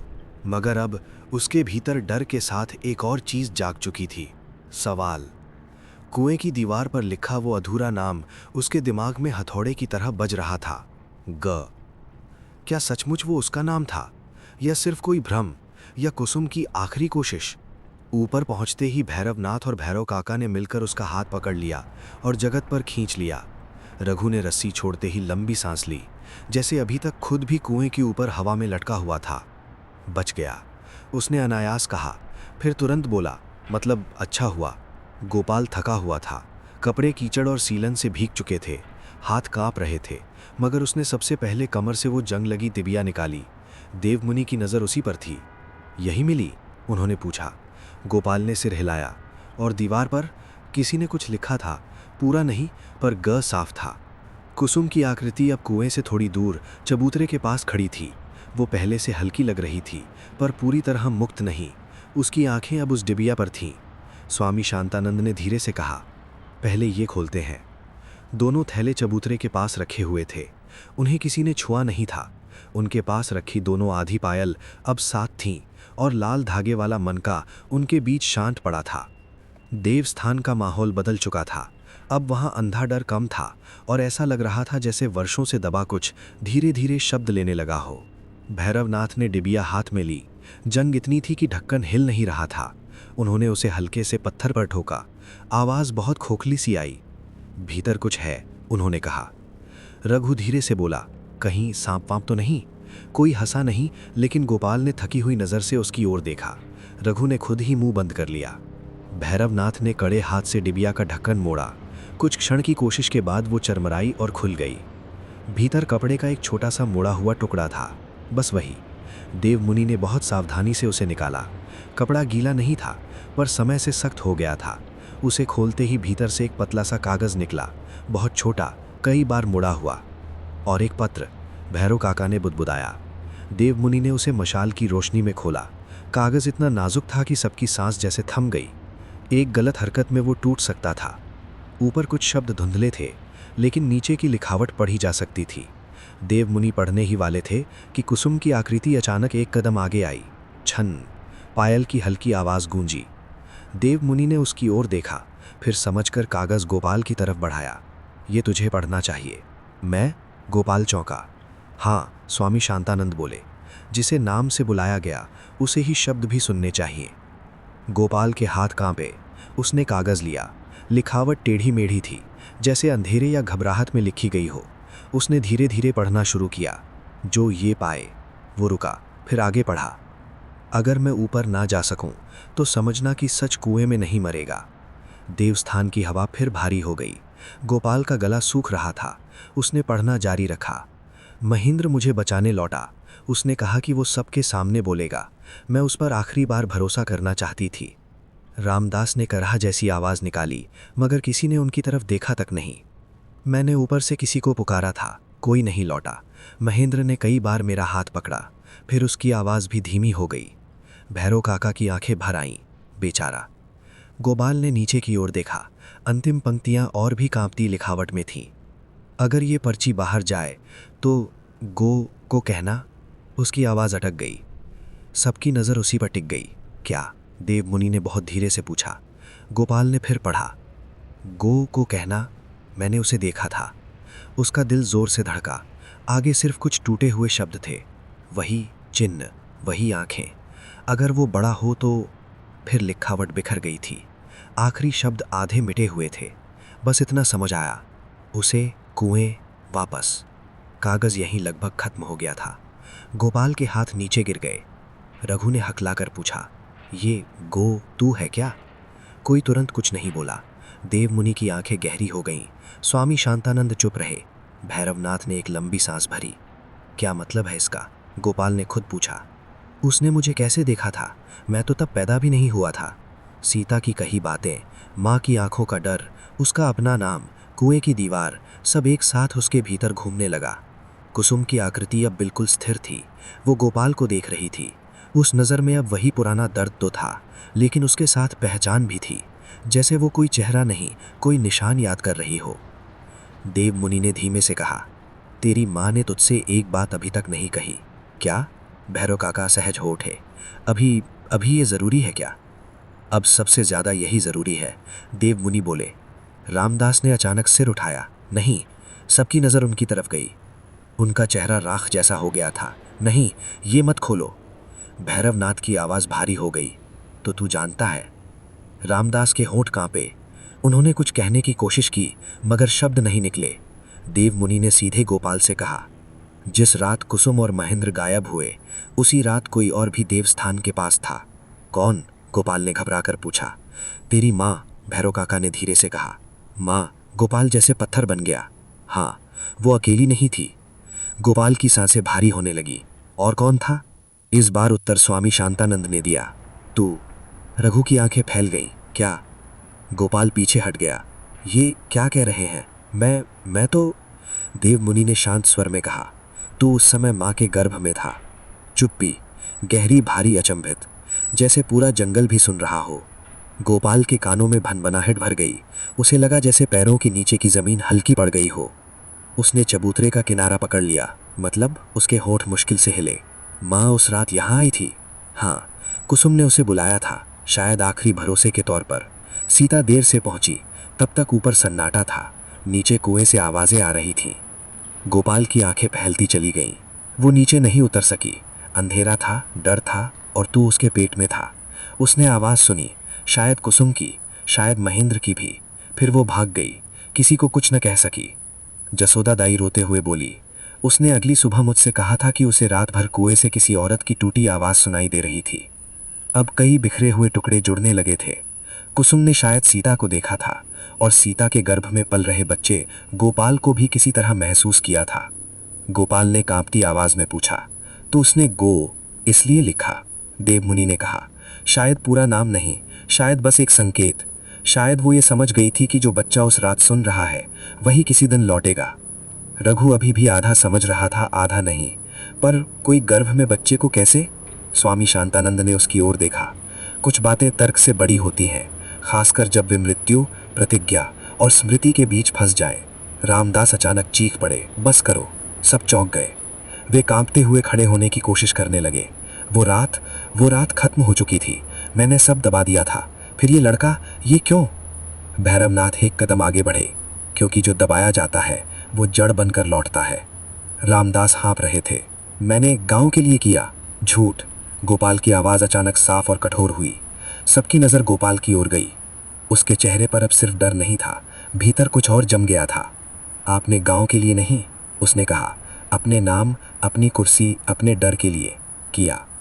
रामदास कुछ कहना चाहते थे, मगर गोपाल आगे बोला, और इतने साल बाद भी आप सच को गांव के पीछे छुपा रहे हैं। देवस्थान में हवा जैसे एक पल को थम गई। कुसुम की आकृति ने पहली बार गोपाल की ओर बहुत हल्के से सिर झुकाया, मानो उसने ये बात स्वीकार की हो। स्वामी शांतानंद ने कहा, अभी एक काम बाकी है। सब उनकी ओर मुड़े। उन्होंने दोनों थैलों की ओर इशारा किया। इन अवशेषों का मान के साथ उठाव होगा। सूरज निकलने से पहले इन्हें गांव ले जाया जाएगा, लेकिन उससे पहले उन्होंने कुसुम की ओर देखा। उसे अपना आखिरी वचन पूरा करना है। गोपाल ने पूछा, कौन सा वचन? देवमुनि ने धीरे से कहा, वो गांव के सामने सच बोलना चाहती थी। शायद उसकी आत्मा अब भी वही चाहती है। भैरवनाथ बोले, और वो आवाज़ तू बनेगा। गोपाल चौंका, मैं? हाँ, स्वामी शांतानंद ने कहा, सुबह चौपाल पर सबके सामने तो वो सब कहेगा जो आज रात खुला है। महेंद्र का पत्र, कुसुम की पर्ची, रामदास का स्वीकार, सब। रामदास बौखला उठे, नहीं, ये नहीं होगा। लेकिन इस बार उनकी आवाज़ में डर था, ताकत नहीं। भैरव काका ने पहली बार साफ कहा, होगा। पटेल ने भी सिर हिलाया, हाँ होगा। जसोदा दाई बोली, अब झूठ नहीं बचेगा। रघु ने गोपाल की तरफ देखा, मैं तेरे साथ खड़ा रहूंगा। गोपाल ने उसकी ओर देखा, कुछ कहा नहीं, मगर उसकी आंखों में कृतज्ञता उभरी। तभी कुएं के भीतर से फिर हल्की हवा उठी। चबूतरे पर रखी पूरी पायल अपने आप बहुत धीरे से हिली। छन। कुसुम की आकृति और हल्की हो गई। उसने गोपाल की ओर देखा, फिर बहुत धीमे, लगभग फुसफुसा कर कहा, सुबह। और इसके साथ उसका चेहरा वैसा नहीं रहा जैसा अब तक था। उसमें पहली बार दुख के साथ शांति की झलक आई। स्वामी शांतानंद ने आंखें बंद की। ये रुक सकती है, अगर सुबह सच पूरा बोला गया। देवमुनि ने गोपाल से कहा, आज रात अभी खत्म नहीं हुई, रास्ते में कुछ भी हो सकता है। सच जब बाहर आता है तो झूठ आखिरी बार बहुत जोर से छटपटाता है। मतलब? रघु ने पूछा। भैरवनाथ ने अंधेरे जंगल की तरफ देखा। मतलब लौटते समय सावधान रहना, जैसे उनके शब्दों ने ही उसे बुला लिया हो। देवस्थान के बाहर घने पेड़ों के उस पार अचानक कई तेज कदमों की आवाज सुनाई दी। सब उधर मुड़े। मशालें ऊपर उठी। अंधेरे के बीच कुछ परछाइयां हिलीं। मानव आकृतियां, 3 नहीं 4।